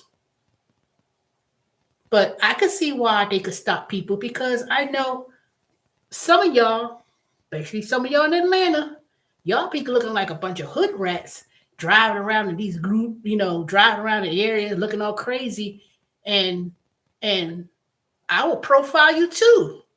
Because you look like you're a thief. And I ain't trying to be funny, but you can't be you have to look a certain kind of way and you got to speak a certain kind of way. Some people come up here and look, the reason why some of y'all ain't making no money, and I'm talking about in Atlanta, is because y'all come up to areas and don't even be professional and look at the right part and say thank you. Y'all come up here complaining because when I ordered food one time in the morning, early in the morning, 1, 2 o'clock, I was like, man, I'm starving. And then I ordered food. This dumb bitch coming up there, I'm supposed to be in bed. I came to deliver the food. And first of all, you ain't went to no apartment. You went to a house. I had the lights on. I'm sitting here waiting for you to come to the door, and you complaining. I gave her $5 for the tip, But the way she came up and looked, you already complaining. And I said, ain't nobody forced you out of your bed to get no food. But she was complaining, I had to come and get it, and I had to. You know what? I should have. And the only reason why I didn't get my food myself was because they were closed for you to take out, and the only way you could place an order if you order through the Uber Eats or Grubhub or whichever one. It might have been Uber Eats. Yeah, it was Uber Eats. So I would have drove, and it was right up that wing place that I was talking about back in the day that I was telling y'all about. So people were like, I said I do deliveries too, so I understand. But I gave her the $5 tip anyway. I shouldn't have gave her nothing, to be honest. Shouldn't give you nothing. But I said no because I know how it is. I know how it is. But see, you have to realize. Even if you do DoorDash and all these other things now, and the order may be low initially on the app, sometimes people may give you a tip. And even if they say, okay, I only got $3, I'm sorry, but this is all I have, you have to have compassion. You have to have compassion. But I'm not saying do some ridiculous orders that, DoorDash may implement, like giving people $2, but you driving 30 miles. I ain't saying take all that. No. I ain't saying do all that. But sometimes I just know I never experienced that when I did it. I never see no $2, $3, $4. I ain't never seen nothing crazy like that. But when they used to give you the $5 per delivery, because that was the flat rate, I'm just talking about DoorDash. It was a flat rate of $5 plus the tips. And I said, ooh, if I do 20 orders and I'm getting $5 for each order, that's $100. That didn't even include the tip. So that means I was making $200 if I did 20 deliveries when it was $5. I made over $100. And I didn't drive a whole lot of miles, and I didn't do a whole lot of, it was because when it was in Buckhead and they was in Midtown, they didn't spend to the fast food places. It was at the restaurants, California Kitchen and all. It was the restaurants, some piece of place or Chinese food or whatever. That's when it was great. I don't know what they're doing now. I would never go back to DoorDash because number one, when I did try to sign up the second time, I did it, and they were real strict about your rating is low, and they deactivate my account. Now, I don't know if they would. I don't know. I wouldn't do it. Not now. I wouldn't even waste my time with DoorDash. I would do my merchandising app gig. And I would do field agent, and I would do, I could go back to Uber Eats, but I never downloaded my insurance information. I said, y'all keep asking me for the same goddamn insurance information, but they wanted the actual paper version for me to take a picture of. and I ain't had no time. I was waiting to do Spark, but they said that it was full. There was no openings. So I was okay, whatever. And there was another one, which I'm still active, but I haven't done it in so long. What was it? Roadie. I could, but I've done roadie before anybody did roadie. I was the first person who was ever doing roadie, and I made some good money with that. But I haven't done them in so long. But I'm working, I work at Amazon, and TurboTax, and the season's going to end, and I'll be on hiatus until December the 12th.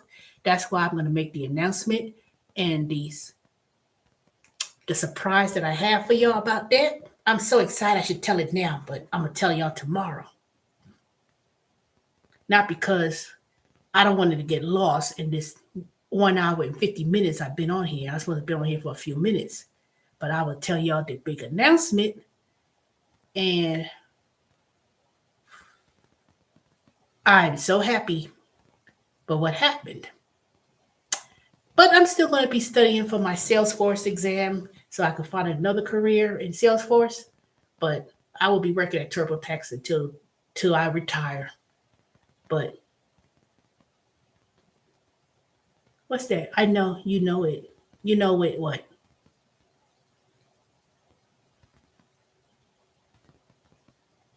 Sometimes you say things that be a delay. So I don't know. What do you mean? I know what? You know it?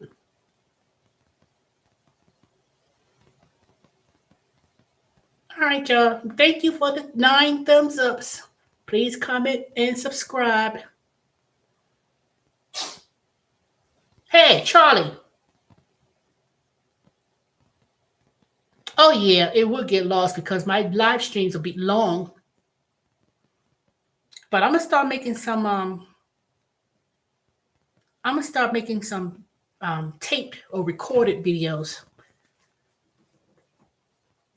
Not so long. So when I download videos, especially if if I see something interesting, I would download it, make a short video, but I will make another video tomorrow. I may do it today while I'm here and then make the announcement and download it so y'all can see what I'm talking about and see what the big surprise that I got for y'all. Well, it's really a surprise for me, but it just shows, hey, Manny, hey, I've been thinking about you.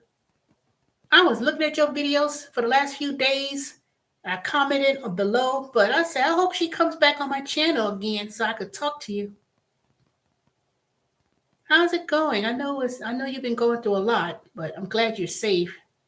I was just thinking about you. I saw your video today. But I know how it feels to feel lonely.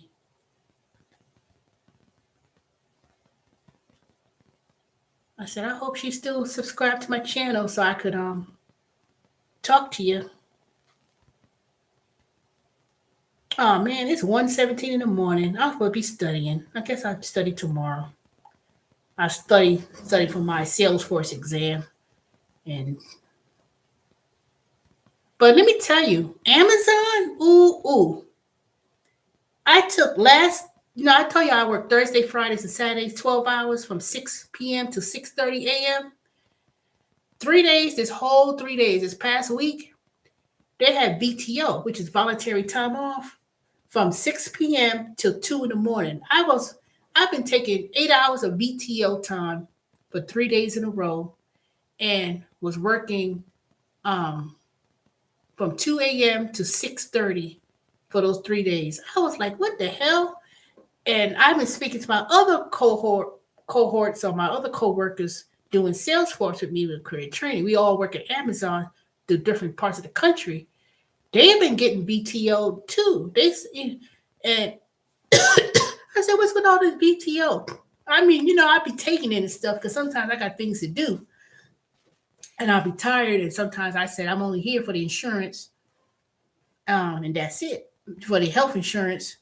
So it wasn't pertinent for me to work 36 hours because I'll be working other things during the week. So Amazon had this shortage at the one in Stone Mountain, and they hired people, and then they said it was because they was overstaffed. I said, that's not no reason. I ain't got nothing to do with no overstaffing. The reason why Amazon is starting to slow down is because the things they come in that ship. See, Amazon is a technology company. They don't sell the items. It comes from people who are suppliers who sell on the platform of Amazon. So if these suppliers don't have the money to buy the products to put on the Amazon website, you're not going to see a whole lot of items and stuff. If you do see it, it's junk or it's more bigger companies. I'm thinking about working part-time at Amazon. Hey, Blue True. Yes, it is. It's worth it. If you go on Amazon for the jobs and you see what the schedules are and the time or whatever, and it's part-time, you better grab it. You better sign up because it don't last too long. So it depends on the area. So you may want to look and see. But the thing about that is, I was speaking to one of my coworkers today. She would call me because she wanted to know how to sign up for taking the admin test and the resources and stuff. She lives in Florida. And she said that her daughter applied for a job at Amazon, took the drug test, but they didn't choose her. And I was like, what? I said, I hope she, I was like, wonder why they didn't choose her. She didn't get the position. She didn't get selected. Normally, once you take the drug test and you ain't do no drugs, you normally will get hired once you get to that step, unless you did something wrong. But she said, no, she ain't doing nothing like that. So I don't know why she didn't choose, why she didn't get hired. If she went into Amazon, took the drug test, because they take you drug test right on the spot, the little swab thing, and you put it in a bag, and then you put it in a box. So I don't know why she didn't get chosen. I was like, that's strange. So either they needed people at the time, and they had enough people they hired that they didn't hire her. So I don't know what happened, but I would apply as soon as possible. If they have an opening in the city or area you're in, and whatever schedule they have, you may want to choose it. And then if you go, and if they choose you, they tell you to go take the drug test, then you take the drug test, and then if they have an opening, then they will go ahead and do it. Yeah, any part-time job is helpful if you're searching, but Walmart and Target and all those places, they used to hire during the holiday season and stuff. At one point, they needed people, but they when they need people, they're gonna need people. But I just think that the way how these job market's going, put it this way, Blue True. Let me say it like this. Please send me your email. Let me put my email. I've been promoting TurboTax like it's crazy. I know it's only during the tax season, but they need people. They have the other new position they created where you could be an intake person. Blue True, they hiring. Even if you live in California, they need people badly. I don't know why people are not following up through my suggestion about working at TurboTax. Yeah, it may be only from January to about late April. And then if they need more people during the summer, they'll hire you during the summertime. And then you'll be off for a few months. But you're eligible for unemployment. But they need people. They need to hire 8,000 people. Last time I was told. I will speak with my summer manager tomorrow and ask her about, because they even told us in the team room and posted the link and had the Google form. So I filled it out to people who reached out to me about needing a job. You don't have to be a CPA or a road agent to do taxes, but it's a non-credentialed position where all you're doing is just getting a call. People say you just take some information down, collect the documents they need, and then you assign them to a tax expert like me, or you assign them to a full service where they do the return from start to finish. And they need a lot of people because this summer, even though the tax season ended yesterday for the extension, next week is my last week until I go back to work on December 12th. You know what? I'm going to make the announcement. I'm going to tell it again. I can't keep it. I cannot keep this. Can't keep it. I'm going to do another video. So anyway, I got promoted with TurboTax as a tax expert team leader.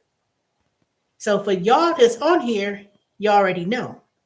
So that was my biggest secret that I wanted to tell and do another video, but I'm going to do another video that I'm going to live stream. It's going to say I got promoted, and then it's going to talk about anybody interested in working at TurboTax. Please send me your information. Yes. And I got paid quite handsomely too. And this is my first year. This is my first try, and I got it on the first try. And this is my end of my second year. So for me to get it like that, I was so happy. Thank y'all. And the pay went up to almost $30 an hour. And the bonus at the end of the tax season, as long as I complete the training and work during the tax season, is $5,000 bonus. Yep. So last tax season, I made the bonus of $2,000. So I did make the bonus the second year. The first year, I didn't get all of it. They said I didn't have enough surveys taken, and blah blah blah. And I was like, real defiant about it. So you will get a bonus one way or the other. Even if you don't make all the criterias, they will give you the bonus. You may not get, so when they told me I'll get $5,000 bonus, and I got $28 per hour, and I start work December 12th for training. So yay, that's my big news, y'all. I couldn't keep it. I'm gonna tell the rest of y'all tomorrow in my video, but it's not gonna be about me. Like, oh yeah, I got a job. Yeah. But I'm gonna post. I'm gonna send the link out to anybody who needs a job. TurboTax is an excellent company. You may not get benefits because you're seasonal, but as long as you get a laptop, as long as you can connect to the internet, they pay for your internet service up to $100 when you're working. So I know I told some people, and I said, well, I'll see if my daughter's interested, and then they may not want to do it. A lot of people say, I don't want to do that. And I say, you're not doing taxes. All you're doing is the entry-level position. Now, they may not pay what I'm getting paid, but I could tell you, when I first worked at TurboTax, I was working with another third-party company that also hired people to work for TurboTax, but they take $4 or $5. That means they want to pay. You go to a third-party company, because everybody who work at TurboTax during the tax season do not work for TurboTax. They are third party. And they may be working at Working Solutions or Rise. They only pay them $14 an hour. So they take $5, $6 of your pay. But if you come directly through TurboTax, and depending on where you live, so if you live in California, I don't know how much they pay, but they will pay. I know my first year, they only paid me $19. And I was an associate. It was only $19. And then when I came back the second year, my pay went up to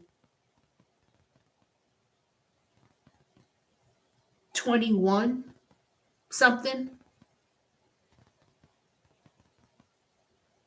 And then they gave me, then when I came back for the summer extension for next year, which is the third season, it was going to be $21 and some change. I can't remember. But I know that position that I'm talking about, It may be 18, 19, maybe 20. I don't know. Don't quote me on the price. I don't know. I can only tell you what it was as a tax associate. And you could be in the chat. No, not be in the chat. You could be either talking to people on the phone, just answering general questions, or you be in the chat. That's gonna be at least a little bit over $20.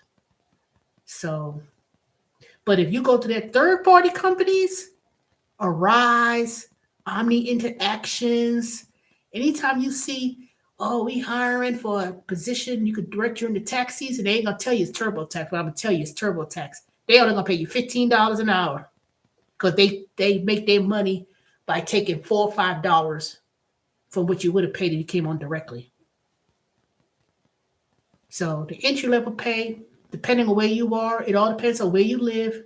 They will pay you according to where you live. So if you live in New York, California, some expensive area, they're not going to pay you no $15, $16, $17. I know that. They're not going to pay that. So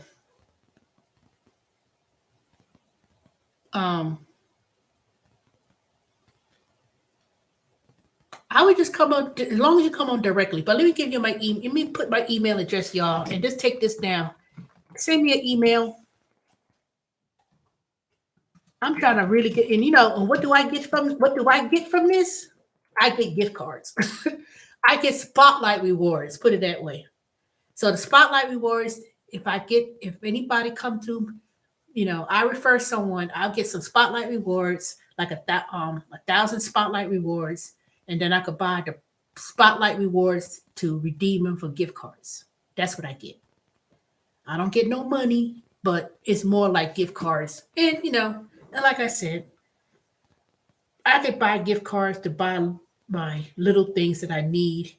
And two, it helps me out. Or, it helps me out in a way. I just want to share my experiences and try to really promote people to get a position, even if it's seasonal, because I will be seasonal still. I'm not permanent, but it is a great opportunity. And let me tell you, the last tax season, which was that ended in April, it was so busy. It was so slammed. They were still short of employees. They said they needed people so bad, it was still short. And this summer that ended, it was so busy still. And they needed a lot of people in that new role that they needed. I didn't like to do it myself, but I didn't do it as much because they put me in other jobs to do, self-employment, working with the people who worked at Concentrics with their taxes. They had me in 3 or 4 different specialized queues that I was doing. But they needed people in that new position they created. And they just did it last year. So it's not like they have enough people. So, and the good thing about it is you can make your own schedule. You can make your own schedule. So I've been trying to tell people, even at the ones I work at Amazon, I've been telling some people there too.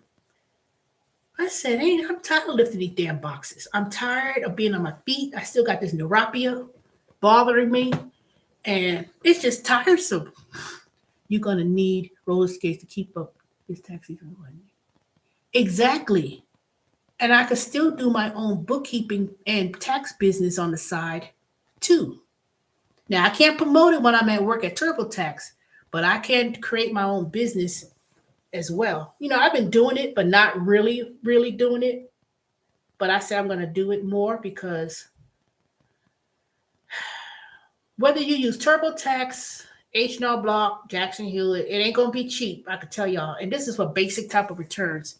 And I could tell you, a lot of people who do these gig work, they're going to need help. I already told people, and now y'all know I've been talking about this for 6 years. y'all ain't been paying the quarterly estimated taxes accordingly, and they've been getting penalized, but they don't realize the penalty because they just say, oh, if I get a refund, they don't even look and see they got penalized for not paying estimated taxes, and it's on there. And then some people go to these places, especially if you get that earned income tax credit. Some people ain't realize. I told some of my coworkers, well, I went to Rapid Refund, some place called Rapid Refund to do the tax return. And I asked them, how much did they charge you? They don't even know. I don't know. And I said, don't ever do that. Don't go to places that you don't know how much you're charging. They probably charging you $300, $400, $500, but people getting $3,000 as a refund. They don't realize that the refund is short by $500, $600. I said, they charging people $400, $500 off the bat, and y'all paying that fee. They take it out. They don't even hit. And I told my coworkers, if you want me to do your taxes, I could do it. If it's a real basic return, I'll just charge you maybe $150. If you have a Schedule C and you do gig work, I'll charge $200. I ain't trying to be greedy. All right, it's $400. Because it don't take me no time to do it. This is water. So I said, you know what? I ain't trying to be greedy because I'll probably be so busy with the tax season working. Even if I stay at Amazon, I'll be so busy. If I was to do tax returns, I probably have so many customers to the point where I may have to turn some away. But until that happens, I'll do it. I'll do it because a lot of my coworkers from last tax season, a couple of them said, "Nope, I'm not interested in working in the summertime," because they had their own clients to work with, and their other job that they were so busy. They said, I could come back late January. Some people they may not even come back. They said some people were so busy, especially if they were already CPAs and they was doing tax returns. They already had their own clients. And they were, swamped. Even some people, I was so begging them, can I do full service? Why I can't do service? Why I gotta be on the phone and be in the chat? And and they was like, oh, they don't need your full service. So I got stuck in the full service, but I'm glad I didn't. I'm glad I wasn't a full service, even though it would have been, they changed a lot of things with a full service. I can't wait to tell some of my coworkers what the changes are, and I don't know if they're gonna be happy about it, but it's not bad. I'm not saying that in a negative way. What I'm saying is that so many people want their tax returns to be done. They don't want to do it themselves. And then when people come at the last minute on Monday, I said, I'm sorry, but full service is closed, and they're not taking any more for full service, but I'll be glad to help you, show you how to do it yourself. What kind of income do you have? Well, my wife, she works a little thing on eBay, and, I said, how long has she been doing that? I said, well, to be honest, you don't need the full service to do that. I said, you can do that yourself. So I can help you. All you're doing is putting in your W-2s. Do you have track of records of your expenses? She said she ain't had no expenses. So that's okay. So that's a simple return. You could do that yourself. And that's it. So I'm not saying full service is bad, but I just don't understand why so many people want to do full service and why you wait at the last minute to get it done.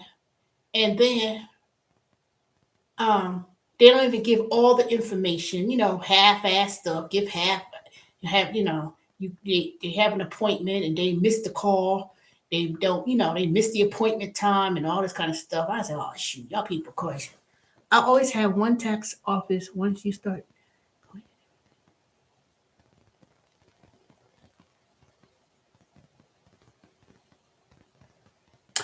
The IRS, no, they don't. This is the way they get it. That's somewhat true, but not really. Vanny, Ida, the IRS only gets involved not because of who you go to. It depends. It's what is done on the return. Now, I'm gonna tell you, The return's going to be held if you went to a tax preparer that's been on this list for investigation. That is when the return is being held. It's not going to different tax preparers. It's who you go to that may be on that list for investigation. Those are the ones you have to be cautious about. So let me tell you, and I'm gonna do a video about what you need to look for and what you need to be aware of when you go and choose a person to do your taxes. You have to be very careful who you go to do your taxes. Is when you see people targeting certain types of customers who have earned income credit and have a bunch of children, and they getting child tax credit of $3,575, earned income credit of $6,000, that's getting all this big refund. That's nothing, that doesn't come from your tax withholdings, but it's credits from people having a bunch of kids. So when you go to a person and they do your return and they tell you, oh, you get your money in 3 days, and they give you a loan. They give you a loan, they give you part of the money, and then they just open up an office and they targeting the people who got the majority of the refund comes from the refundable credits with earned income credit and child tax credit and additional child tax credit. Those are the ones who's going to be under investigation, that's already in investigation. And that's why the IRS changed the rules where if most of your refund comes from earned income tax credit and the child tax credit and additional child tax credit, and it's that big refund, they're not even processing those returns until March because they're putting you through this system which is called PATH. Now, PATH stands for Patriotic Act. I can't remember the word, but whatever, that's what it is. Those are the ones. Those are the ones you have to. That's going to be reviewed. They're going to review the person first, and then they have a list of people, a list of tax preparing people that's under investigation, and it's not published. It's not published. You don't know what it is. I know who it is. I know. So you can have the same person for 25 years. There's no problem. As long as if they sign your tax return and they have a PTIN number, and you can look them up. I mean, a lot of people stay with a person because they've been so loyal for 25 years. I've been going in for 25 years, but most of the time, if you have a basic return, to be honest with you, you don't really need to go to a person to do your tax return, to be honest. My mother used the same person for years too. And I said, okay. But then, see, a lot of people, after a while, when they retire or they start, they don't want to do it no more because it may not be as lucrative for them no more. Then when they get out the game, then someone's got to find somebody else to do it. But to be honest with you, I tell people you could do that. You could do that yourself. You only got a regular W-2. Some people don't want to do it, period. And then that's fine. I said, okay, well, I'll do it. And I'll just charge them whatever. And then go about their business. Yeah, people do that. And it could be the people you've been working with for 25 years could be doing stuff. You just got to be careful where you go. Just because you go to one person for 25 years, and just because it's been in this, the same little community, but if most of their clients, they doing tax returns, is claiming child tax credits and EIC, and there's a low income area, 99% of the time, they're being reviewed as well. And they're going to hold your refund.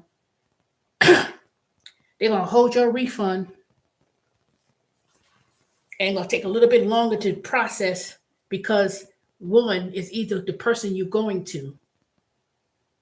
So you gotta be aware that when people have tax offices, it's in low income areas, and most of the clients is getting child tax credit, earned income credit, additional child tax credit, and most of their refund is that. and you have a high client base, but most of the returns you're doing is that after it gets to a certain level, the IRS starts to review and they hold your refunds. They're gonna hold your tax return and review it. The only reason why it's not been done, a lot of people ain't been checked yet, is because the IRS is short staffed. They're short of staffing. They're behind. They're already behind a year, 2 years almost.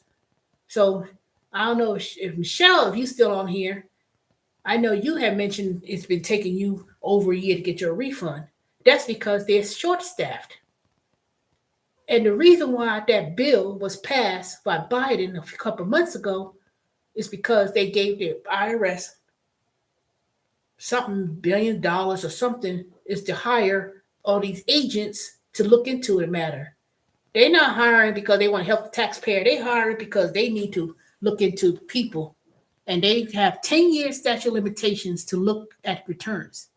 So I'm not trying to be negative. I'm not trying to be scaring nobody, but I'm just telling y'all the facts. Just because, they could come back, they come back and look at and ask you about something from that may happen 4 years ago, 5 years ago. Because a lot of people got that PPP loan and they took out and got that PPP and all that stuff. The Attorney General, not Attorney General, the part that reviews, they already determined that there was billions of dollars that was given out to people that shouldn't even got it. So they have to, they're not looking, they ain't looking for people who got millions and millions of dollars. They're going to be looking at people who got several $1,000s and looking at, there's no such thing as a statute of limitations. Like, okay, well, we got it already. They can't do nothing. You'd be surprised. And let's not talk about the state, I'm just speaking on a federal level. And President Biden, they passed that bill, and I looked into it and stuff, and I was like looking at that part with the IRS and how they gave them all that money. Shoo. There's gonna be a lot of sad people and surprised people, and and when you go to a person who did your tax return and they get a letter and you can't find that person, they were like, or they act like, oh, we ain't open for the tax season. They only open up on January, February, March, and April, and then they gone. You can't find them. And then when they get the letter, and then you say, well, can you explain why I got this, what this mean, and this and that or whatever?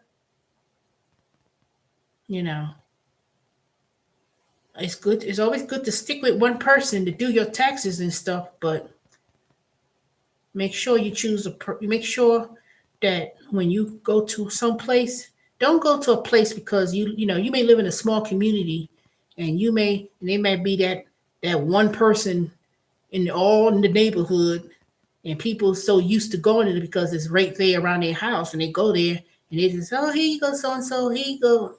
They gotta explain to you, sit down with you, and do tax planning.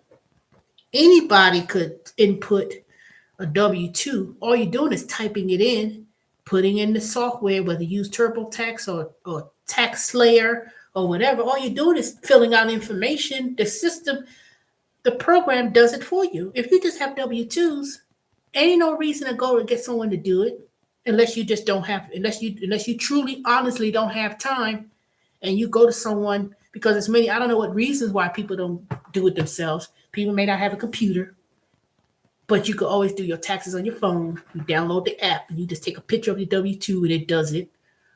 I mean, I don't know. But, I don't know. People say they so used to going to somebody, and then when I ask people last year or early this year, before the stimulus was given out, before they ended it, I asked people, especially the ones I know who was doing Uber Eats and Grubhub. I said, did you get the Ely grant that got $10,000? Did you get that? No, my tax person didn't tell me nothing. They did you a disservice. I said they did you a disservice. If they was truly up and up and was really, they would have told people about it, especially if you did a Schedule C and it was an Ely grant. And then if you lived in a low area income on the map, it was extra 5,000. Didn't I tell y'all I had got $15,000 and I was doing the gig work just the same, just like most people that were doing it. And they come and say, I ain't want to mess with that. I ain't want to mess with that. You know, they don't do it rapid refund anymore. And I could tell you they're not going to do it in this coming year because the banks a lot of banks are not offering that anymore. That comes from Santa Barbara Bank and Trust. And I know with the way the banking, hey Romeo, the way how the banking system is and the recession coming up and everything else with the banking and how much of money they allow and the interest rate's going to go up and they could charge whatever. They're not doing that rapid refund. That thing been gone from that rapid refund thing's been non-existent for the last 6, 7, 8 years, if not longer. They don't do rapid refund anymore. They haven't done that in years.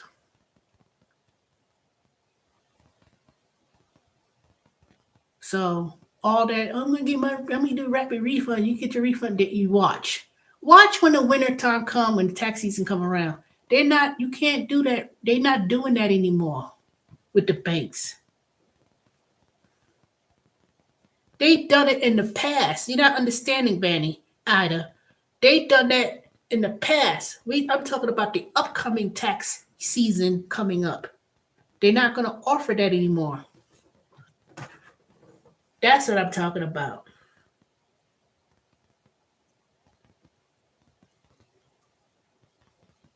And if you see anybody coming doing some rapid refund, trust and believe the person who's doing it or giving the money out is not giving all of the money from the refund. They're only going to give you a certain percentage, and then the rate is going to be 20 something percent. If not, it was 27%, but it's going to be much more higher. It ain't got nothing to do with New Jersey or anything else. That is predatory lending. Good thing is I said everything coming out. Well, okay. So we're not talking about what they did in the past, because what they did in the past is this previous tax year or the year before that. We're not talking what's going to upcoming now. They're not going to do. It's not going to be offered like that anymore. And if you see something like that promoted, don't even look at the sign. Don't even pay that attention, because a lot of times when you see those little signs on the street, on the corner, on the side of the road, is people getting subject to identity theft. The minute they go to that place, you thinking, oh, there's a little cute office, and then I'm gonna get my check. And you come back, that office be closed, and you got your identity stolen. Next thing you know, you got your. I'm telling you, I'm not telling you what I think. I'm telling you what I know, and what I've already experienced working there. I couldn't tell a lot of things what's going on when I was working at the IRS, but I could tell it. I could tell it now.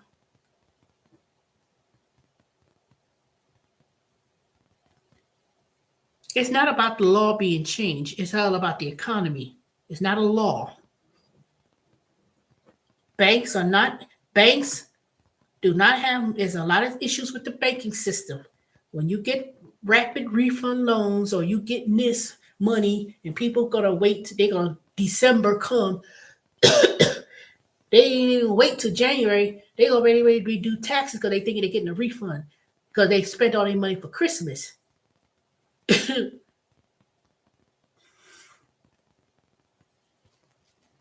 Well, I'm just saying be careful. So I don't, I'm not saying don't go back to the person or whatever. All I'm saying that if you saying about to rapid refund loans, it's not offered anymore.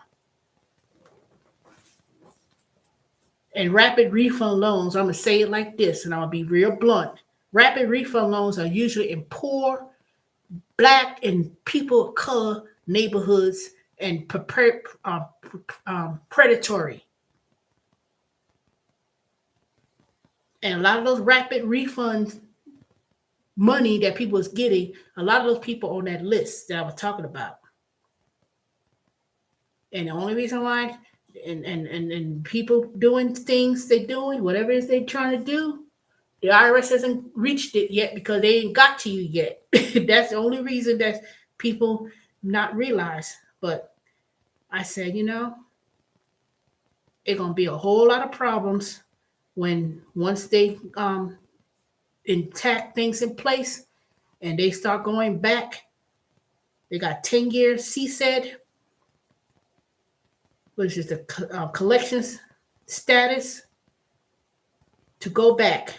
So it's going to be a lot of things that's going to come up to people that's going to be surprised. That's all I'm saying. So don't say I didn't warn y'all. Don't say, I heard this. And then, don't come back saying, they just after the poor. Trust me. We're in this time, the recession has not even officially started per se. But in this coming 6 months to a year, 2 years, there's gonna be a lot of hell that people's gonna realize, and they're gonna people are gonna be shocked and surprised, and then it's gonna be a whole uproar.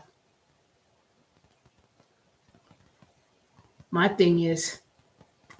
whole point is you need to worry about balancing your budget, working, paying down your debts, buy things that you need, not so wants, and be mindful. Just like when I was watching your video, Ida, the other day, where you went at the Dollar General and those people bought all that food and junk in that shopping cart and probably had no place to live, and they bought stuff. They know damn well in hell I'm gonna have a whole bunch of shopping cart full of bunch of junk. And because people have kids, they're like, I got kids, and they don't need junk. They don't need that. Buy them, Christmas time come, I ain't buying no gifts. I'm not doing that. I'm not gonna be broke, most people who are broke when Christmas come, they be the first one. They'll be the first one to run out to some place, and they're gonna see, and they're gonna be a sign. Oh, you get $3,000, $4,000, $5,000, and we give you, and we'll do this. They're gonna fall for the okie doke. They're gonna fall for the okie doke. That's all I'm saying. I ain't falling for no okie doke.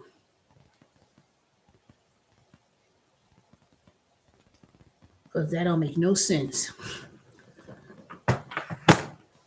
Don't make no sense. And a lot of people think they're going to get a refund. They just say, I'm getting a refund. That ain't guaranteed.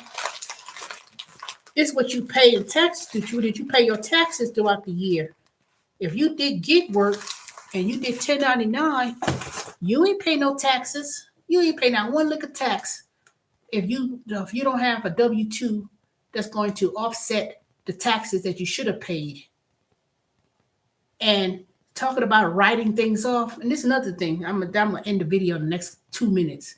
Another thing, they're telling people, there, start your own business. Go ahead and start your own business. First of all, you can start your business if you have some knowledge and there's a demand and there's a need.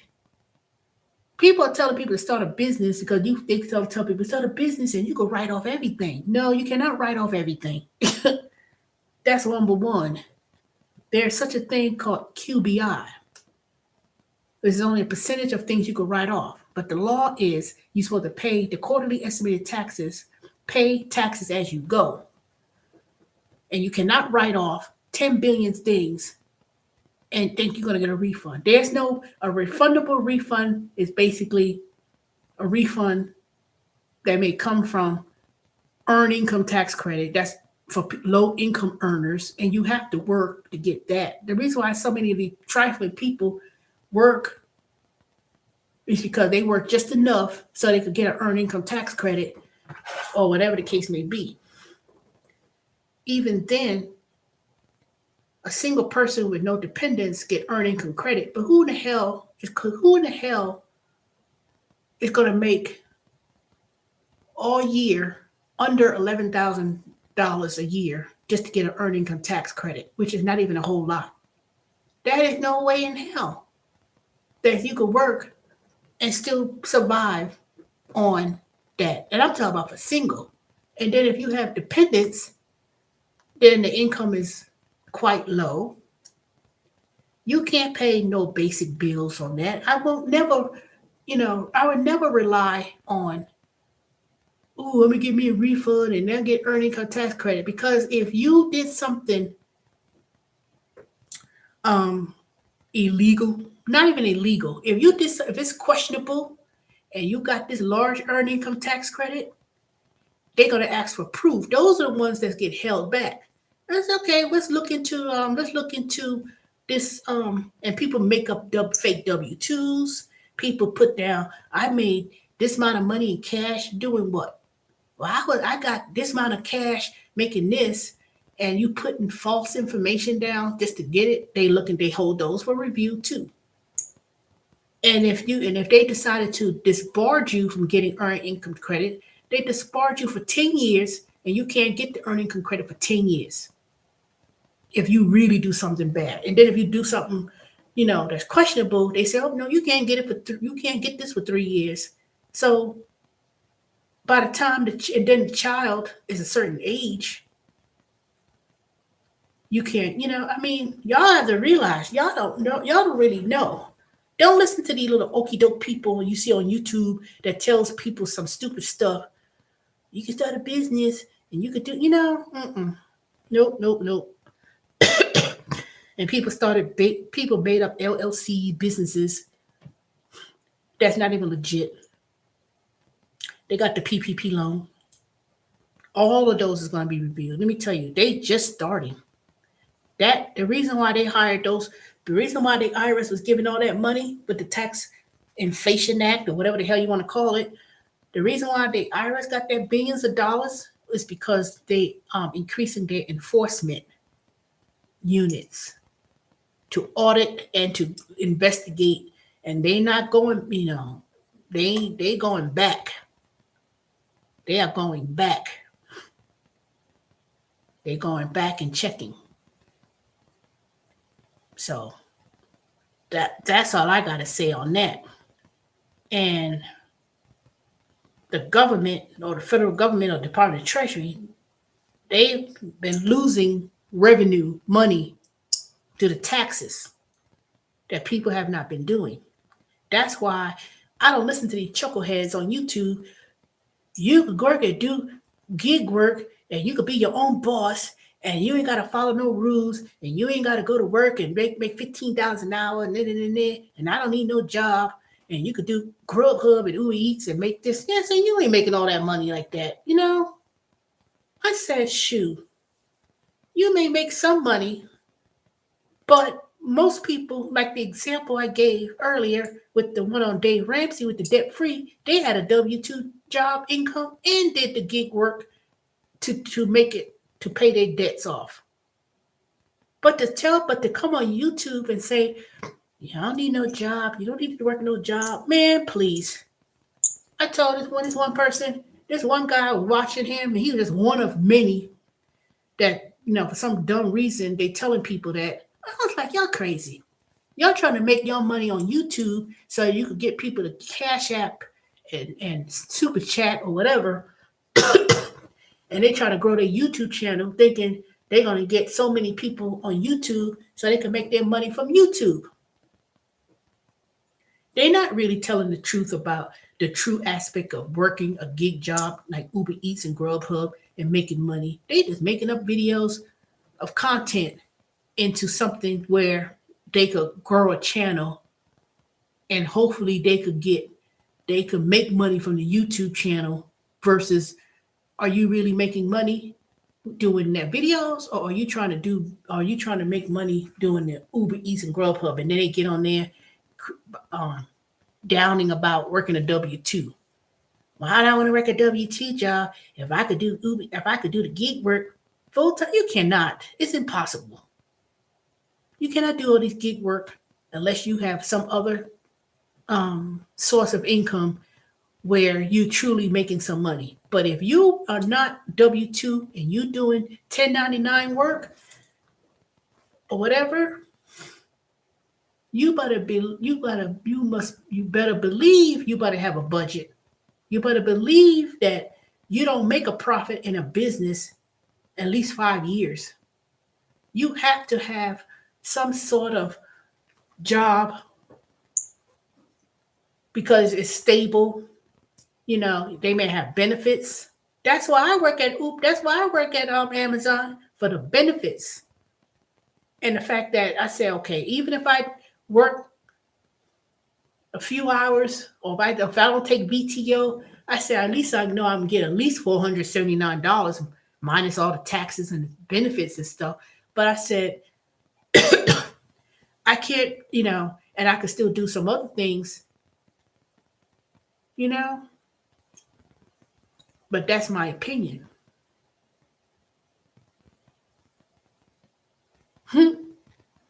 Well, I don't know about passing claiming pets. I mean, I've been thinking about that too, but no. Now you probably could.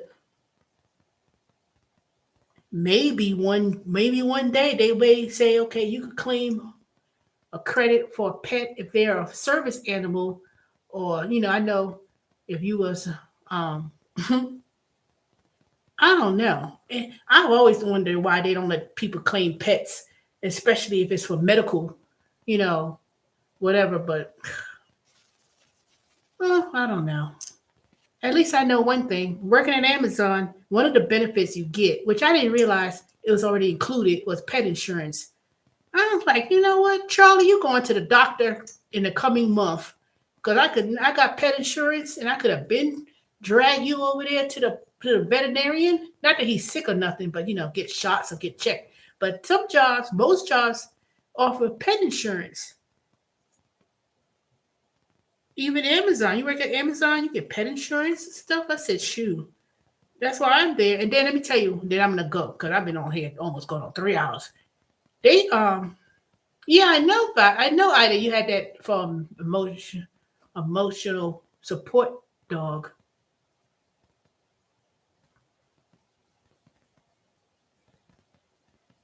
But you can't claim them as a dependent, so I don't know. Maybe there's some loophole somewhere in the law that allows people to deduct certain things, like having a dog for medical reasons, but that's a Schedule A. So, or expenses related. If you had, let's say you had a business related to having a pet, and it's about business, you know what? I've been seeing a lot of people making videos about their cats lately. I said, Charlie, you supposed to have been had a channel. Charlie, get out of my work chair. I know you're sitting in there. He been sitting in my new chair, working chair, my brand new chair. He been sitting in there. And I'm like, where did the cat go? Usually he be all up in my bed when I'm sleeping. Now he's sleeping in the other room in my office, sitting on my brand new blue chair. Charlie, you hear me calling you? Hold up, y'all. See that dang cat. See, he in the office. Charlie act like he do taxes sitting in my home office.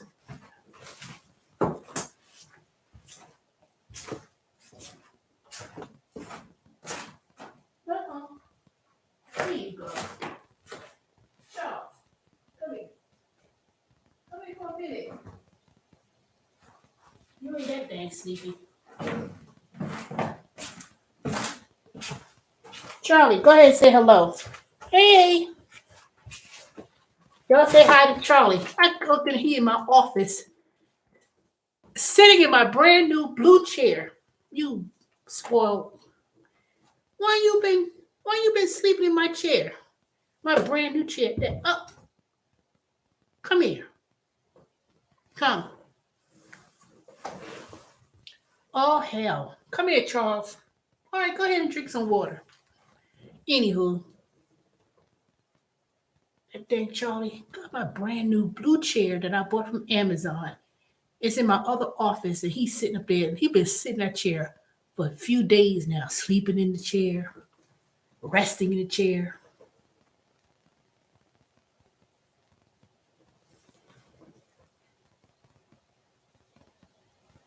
Mm-hmm. No.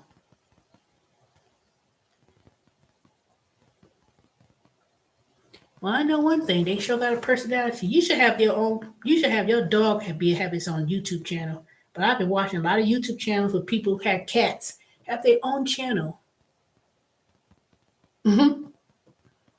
Yeah, I'm gonna have Charlie his own YouTube channel. I've been saying that for months, and I haven't even done it yet.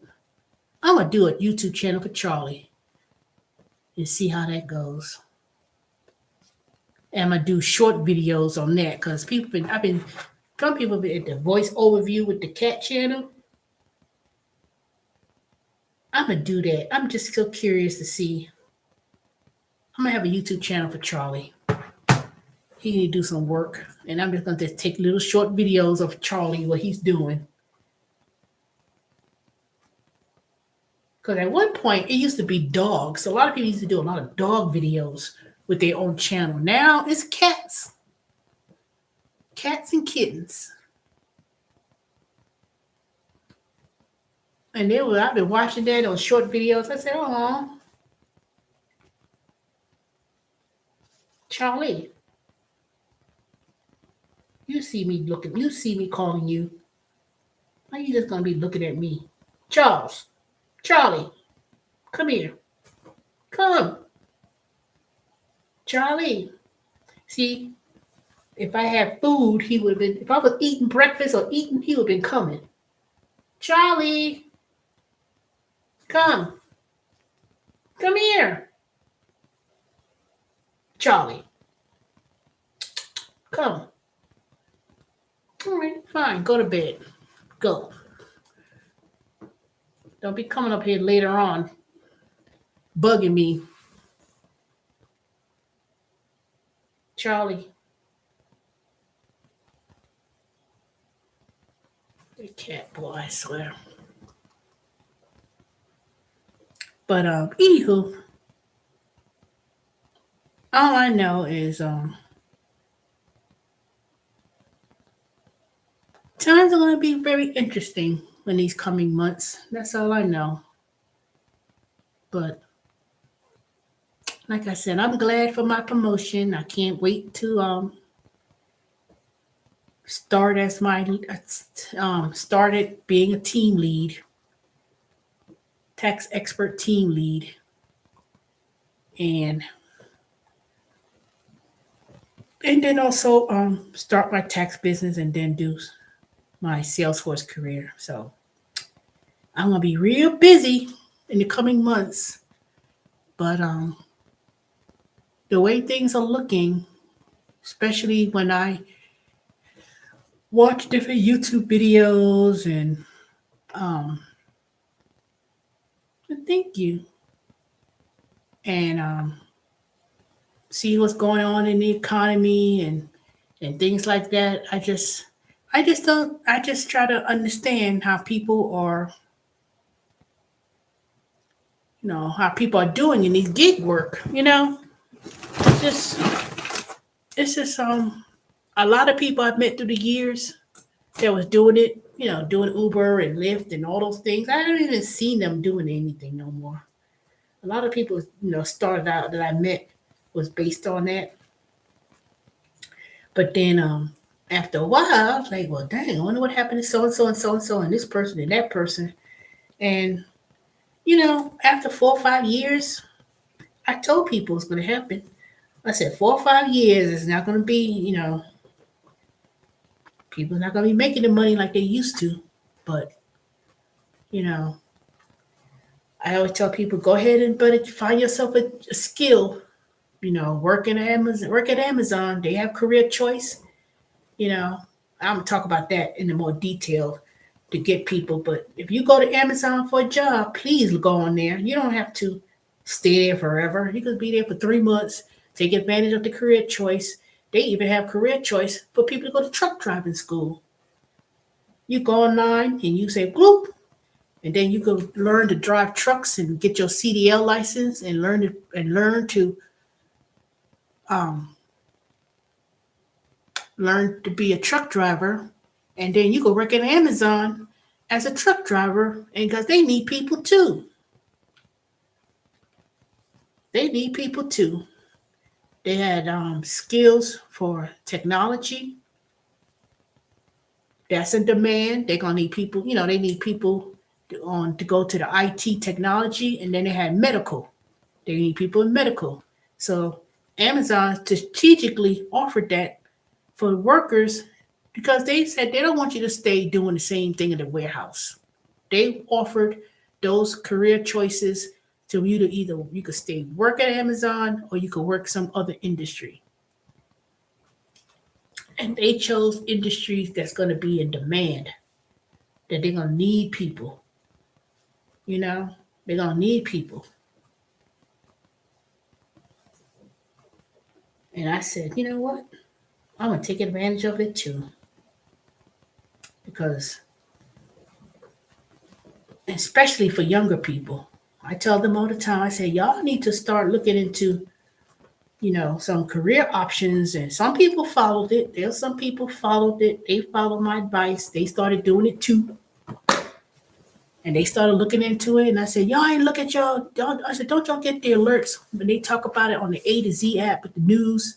Y'all didn't see that? I said, shoot, y'all missing out. I said, you can't be doing that. I said, you young. I said, y'all young. Y'all need to start looking for the future. Amazon is good because it helps people. Yeah, and it's not just that. It's a whole bunch of different things they offer. They offer things for people. If you came to this country, because a lot of people I work with at Stone Mountain location, they from different countries. They offer people to go to school to learn English, ESL. They help people get their paperwork in order to become not citizens, but whatever type of paperwork for the visas and stuff for the work. They even have a program exclusively. They offered already yesterday for the Ukraine, this to teach them in IT. So you from Ukraine, you could go and do the computer software development program to help people from Ukraine because Amazon is a worldwide company. I was like, well, dang, where's something for people, United States Americans? And I saw one there for that too. It was a lot of things they offer, a lot. I said, dang, I wish they had did this when I was in high school, college years, and they had something like that. They've been having those type of programs. They said this year was 10 years they've been doing that. I said, I wish they had this 30 years ago, because I sure would have not been in those student loan debts. I sure would have. You may not have to go to college or go to 2-year college, but if you're not interested in going to college and you work a job at Amazon, you could take advantage of those things. They act like some of them act clueless, like they ain't never know what it was. I say, y'all ain't know that. I said, they've been had that. I've been showing them on the app, and I've been telling people about it. I said, man, y'all don't know what y'all be missing. But some people took advantage of it. But I try to tell people, especially Black people in the United States, I said, y'all don't know how good y'all have it. But people from other countries, from other Asian countries, and other people from other countries, they work at Amazon, they taking advantage. I was talking to them, and they was like, yes, I'm doing this program so I could learn, English, and I could do this. And they, I said, oh, that's good.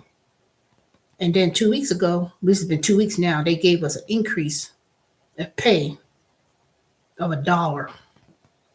So I make With my night differential pay, I make $19. I make $19 and some change now. And I've been here. I've been at Amazon a year and 4 months.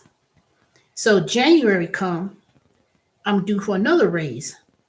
So between me working at Intuit, TurboTax, and Amazon for now, doing what I'm doing until I get me a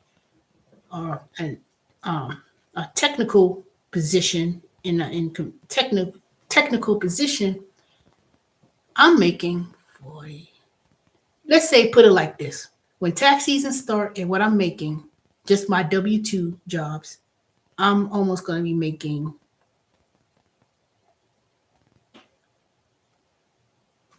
why act like I can't add all of a sudden. $48 an hour. So if I was to combine my income when I get my checks from both jobs at $48 an hour and say I work, I could be making almost $6, $7, $8,000 a month, minus taxes, of course. So I will be really, really, really busy especially when January come. January, February, March. Ooh, that's when y'all don't see me a lot on YouTube. But I will probably be making short videos. But I'm gonna be real busy, and then put on top of that my merchandising jobs I do on the side. That's if I have time to do it. I could probably work almost 6 January, February, March, April, May. I probably could work 5 months and make almost half of what my salary would be for the year. Not to say I could live on just make 5 months of income, but if I really budget myself, squirrel away my money, and then, pick up my other little gigs, and, I could be fine. I could be all right. But Amazon is a benefit for me to learn a new skill, which I'm enjoying, and find me a different position, learning the technical, Yeah, I may have to. Yeah, I suffered for a good year with my neuropathy and nerve damage and being on my feet. And even though I could sit down and stuff to accommodate, I'll be 54 next month. I can't do no physical labor no more. I said, all that pushing boxes and stuff was a sacrifice just for me to take advantage of the career choice. So the only thing with Amazon, as long as you're there 3 months, after 3 months, you could take advantage of the career choice plan. Career choice. And even if you don't do career choice, initially they have a lot of free things. You can go on Amazon and learn AWS. So you don't have to be there 3 months to do it, but I found there was a lot of programs you could do and learn for free. But yes, Amazon is a benefit. BlueTrue, let me answer that. It is benefit. Just look at it like this. You can work at Amazon. You get benefits from day one.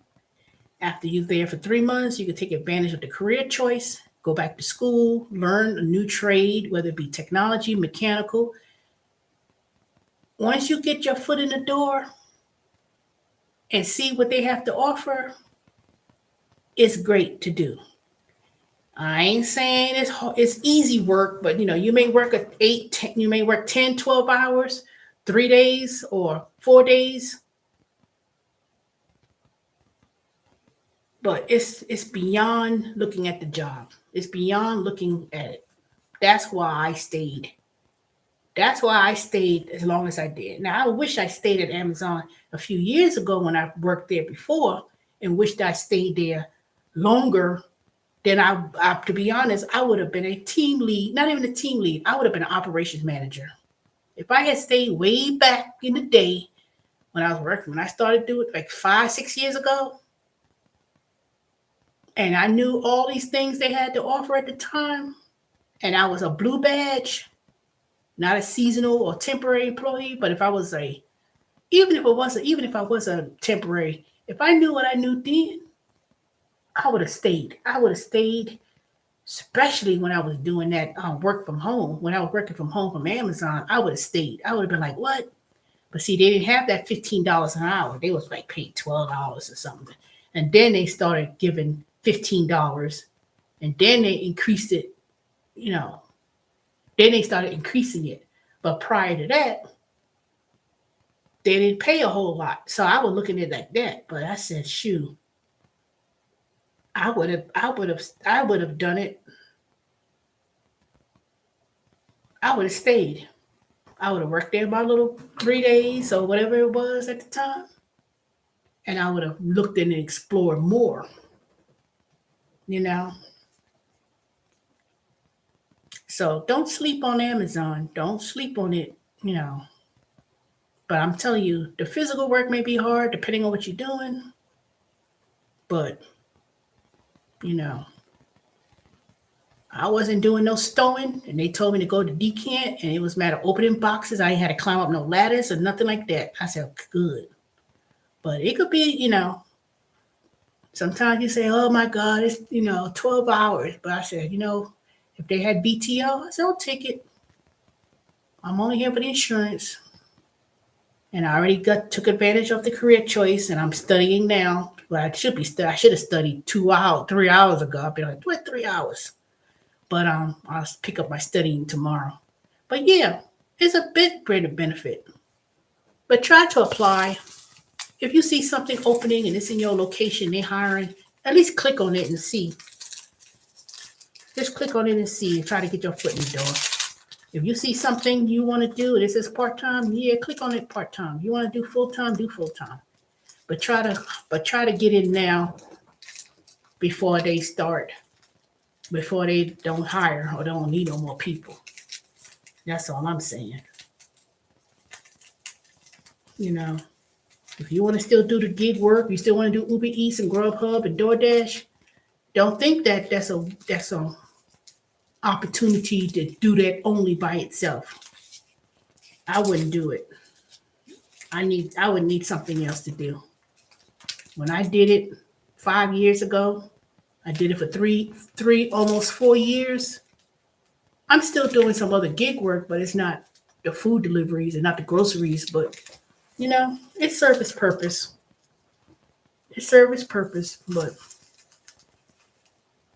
it all depends. I don't care what anyone say. A W-2 job is worth to do. Even if it's working at McDonald's, to be honest, even McDonald's is hiring people to be managers, making, I would say, is a decent salary for a manager, Even Quick Trip, Quick Trip is here, and I know Quick Trip, they had signs all over the place, hiring for assistant managers, $53,000.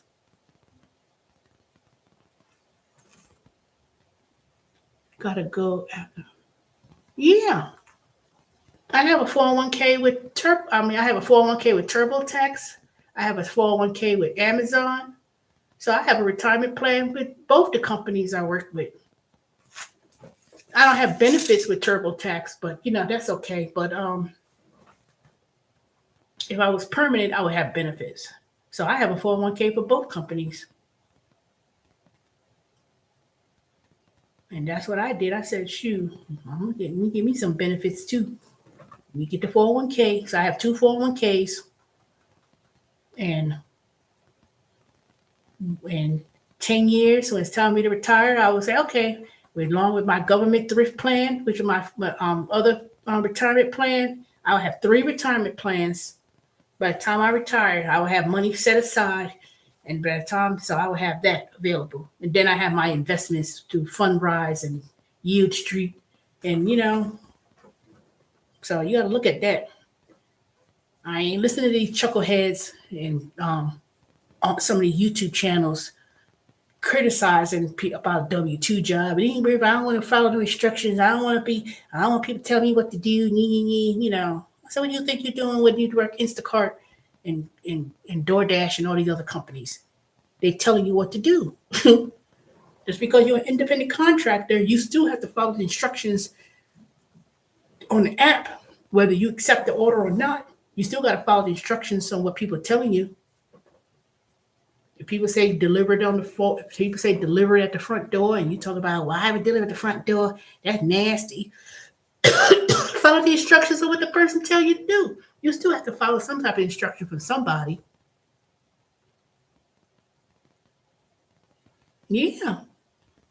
Well, Vanya, if you ever in the southeast of Georgia, Stone Mountain, you make a trip, let me know. I'm gonna send you can email me too, so we could chat on the phone. I want to chat with you on the phone. I gotta keep in touch. So send me your email with your number, and I could call you, see how you're doing. I don't like to wait on till I get on my YouTube channel to talk to people. We could talk on the phone, so I can see how you're doing. So I would appreciate it if you text me, send me an email with your phone number, and I could call you on the phone. See how things are going. I know when Northeast, when that winter hit, you may want to come down, be a snowbird. What do they call those people who travel to Florida? Snowbirds. They leave the Okay. Well, I live in Stone Mountain, so you can make a detour trip to Stone Mountain on your way to Florida. Yeah, those people who they live in New York, and they leave New York in the winter and they come to Florida, go to Florida. Those snowbirds. I think that's what they used to call them people.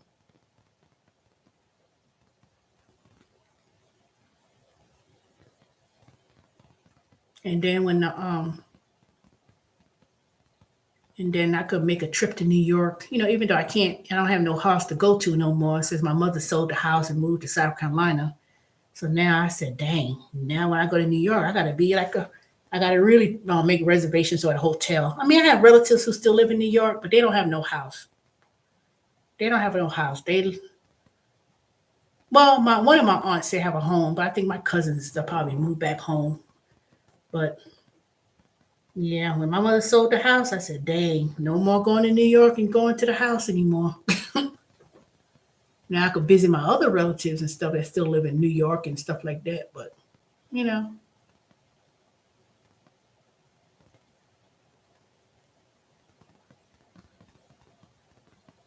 I like Orlando. I went to Orlando one time, but the bitch that I was going with at the time, but I was she was some conference thing she was doing.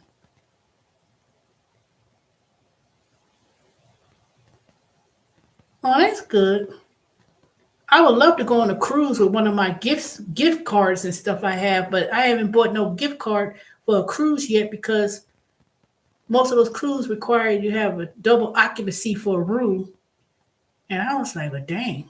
But I'd probably still go on a cruise. I need to call a couple of these cruise lines to see which one I'm going to use my gift cards for before I buy a Carnival Cruise Line or the other ones. But I heard that going on cruises is pretty cheap now.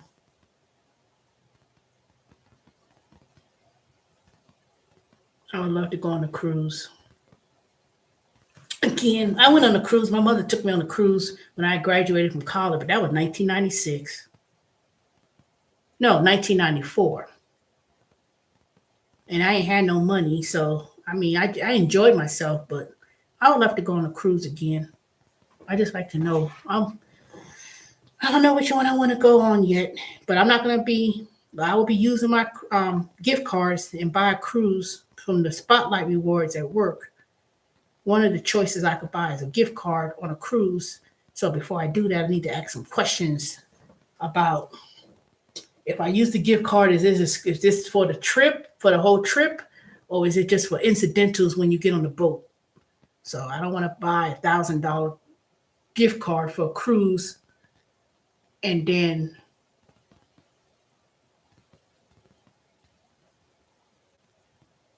okay. Yeah, everything is included on the cruise. Which one did you go? Did you spend money on a Carnival Cruise Line, or was it Celebrity Cruise Line, or was it Royal Caribbean?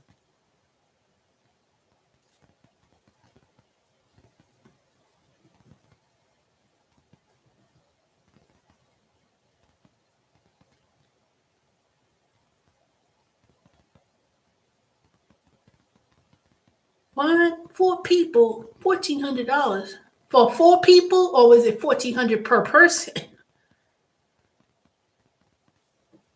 Because it's only gonna be me. Okay. Well, I'm gonna see how much it costs for one person to go. Oh man, that's great.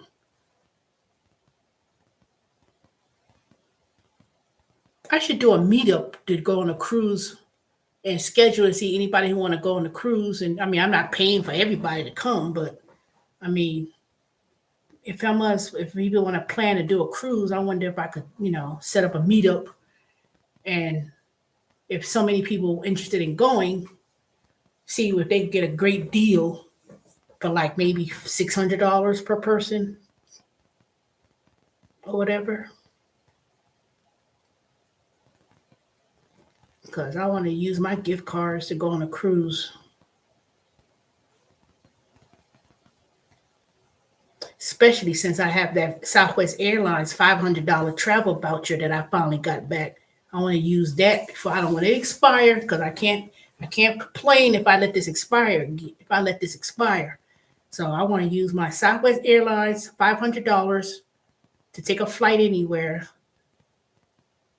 But I don't have to use it one time. I could use it if I go to New York and it's $59 one way. I could use it, and then they just subtract it until I use all $500. But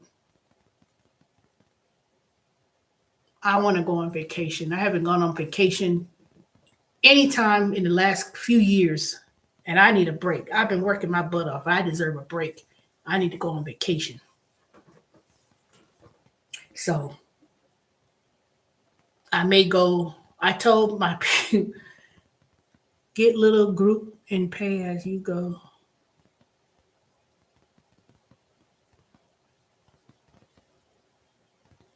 See, if I book my trip to go on a cruise, mine's going to be paid off already. When I book it and I say I'm going here, I say, how much it costs? I say, okay, I got this gift card. Can I use it? And then boom, my trip will already be paid for, the flight and everything, especially if I'm using my Southwest Airlines, because I'm not driving to Florida. I don't want to drive. I'd rather take a plane to Florida, to wherever the port is, take a little Uber to get to the ship, take an Uber to get back to the airport, and then go on back home. I'm not driving nowhere. I don't want to drive. I just want to get on a plane, get to the airport, take the public transportation to the boat, to the ship. Because if they say, oh, a bus goes there, I say, okay, let me know what the bus is, and that's it. I don't have to take Uber and Lyft. But if they have public transportation from the airport to the ship, to the port, I'm taking public transportation. I don't care what y'all say. I have my little suitcase with all my little stuff and go on to that ship. And that's it.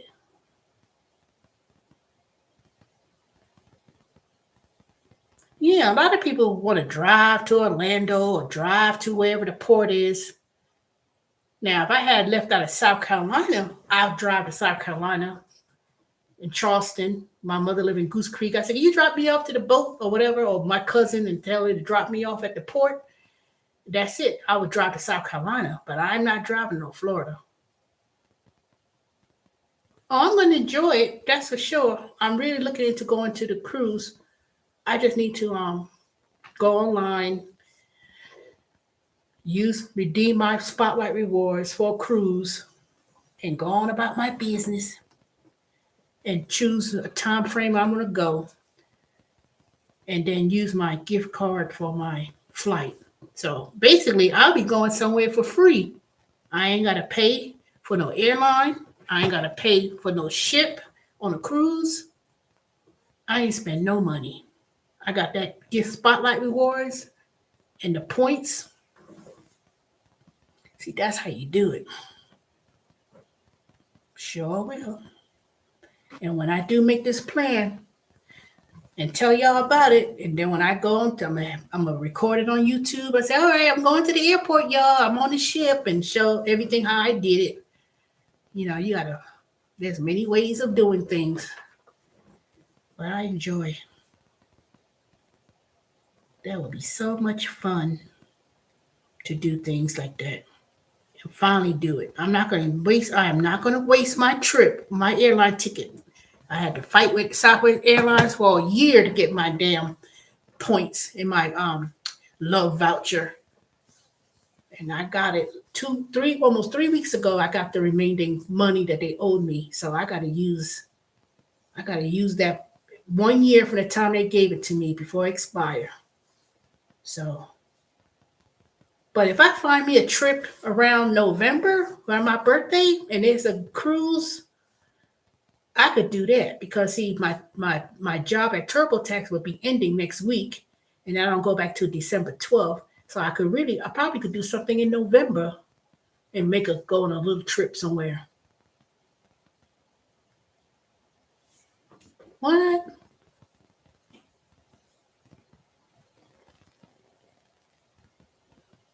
Dang. Well, that's good. But you have to go on standby with those things. When you're an employee and you got a ticket and that's special, you got to go on standby unless the plane so happen to be empty, and then you could get on there. Well, when does hurricane season ends? I ain't going to no hurricane season, but when does it end?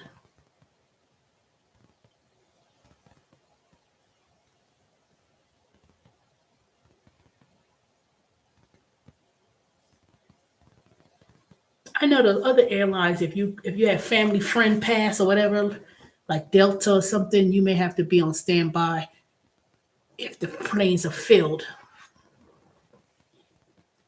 So that's good.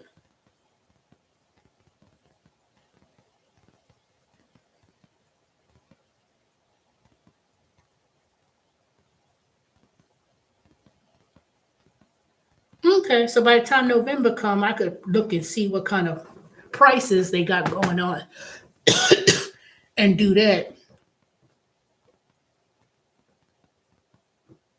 So we shall see.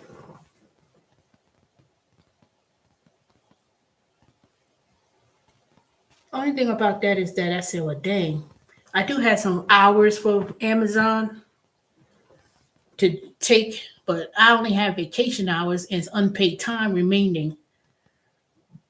So I have to strategize as to when I want to go without necessarily using up all my hours. But I know when it's time for me to move on from Amazon, whatever hours I got and whatever is coming with me. I'm not keeping it on the books and not use them. So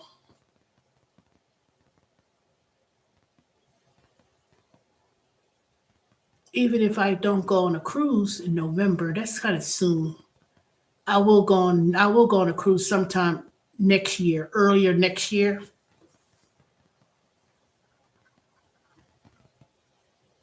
Let's go to the beach. Or I could just go somewhere in the Caribbean somewhere, November. It should still be good weather for me to go. Even if it's like a 3 day, 4 day trip. I just want to go somewhere. That's what I want to do. I would say I would go to New York in the winter. I love winter. We go to Rockefeller Center and do the ice skating and do the touristy stuff, but I don't have any winter clothes anymore. And when I lived in New York, I loved to dress up. I was so sharp. New York is very pretty in the winter. Not when it's blizzard or nothing, but it's real pretty with the Christmas tree lights and all the festive and stuff. So I'm gonna go somewhere, but like I said, I'm not waiting on people. If anybody wants to come along and enjoy, you can come along with me. But other than that, I'm not waiting on people. Well, I'm not doing all that. Every time every time I want to do something, I always be thinking, I want to go to a group of people and everybody got no money. Everybody, well, yeah. The next thing you know, I missed out because I'm waiting on other people. I can't do that no more. You hook me up with winter clothes.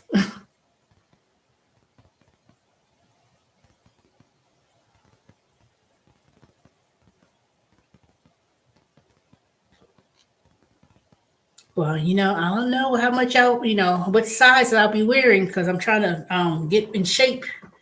But I would love to have one of those nice wool, real good looking coats. I love coats. My mother, when she moved back to South Carolina and it snowed in Charleston a few years ago, and it was snowing, and she had her winter coat, went to the store. People was asking, people walking around in Charleston and Goose Creek with with summer looking, spring looking clothes in the winter when it was snowing in South Carolina. And people used to come up to her, hey, where did you get that winter coat from? And she told them, I bought this from New York, and she kept it. They were jealous. I was walking around with a wool, excellent, coat, and people were walking around with little sweaters in South Carolina when they had that snow. In all those years, in 30 years, they ain't never snowed in South Carolina like that, and it snowed that one particular year. Oh, people had those. So my mother kept her winter coat. She still got it too. She ain't got rid of it just because you moved to South Carolina. So you never know. All right, y'all. I've been on here for 3 hours and 21 minutes. That's a shame. I said I was going to be here less than an hour because I was supposed to be studying. All right, 3 of y'all hung in there. So I appreciate y'all. And thank you for the 12 thumbs ups. I'm trying to get to 1,000 subscribers for once, trying. Okay, Vanny, did you get my email so you could text me your number so I could chit chat and see how you're doing? I don't like to wait on YouTube until I can see how people are doing. So go back. I'm going to write this down. Then I'm going to go. And you can email me and then I'll check it. And then I'll chat with you. See how things are going.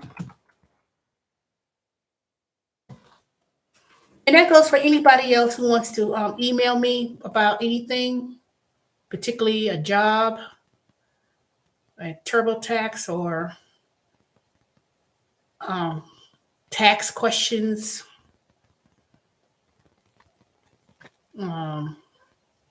Anything like that,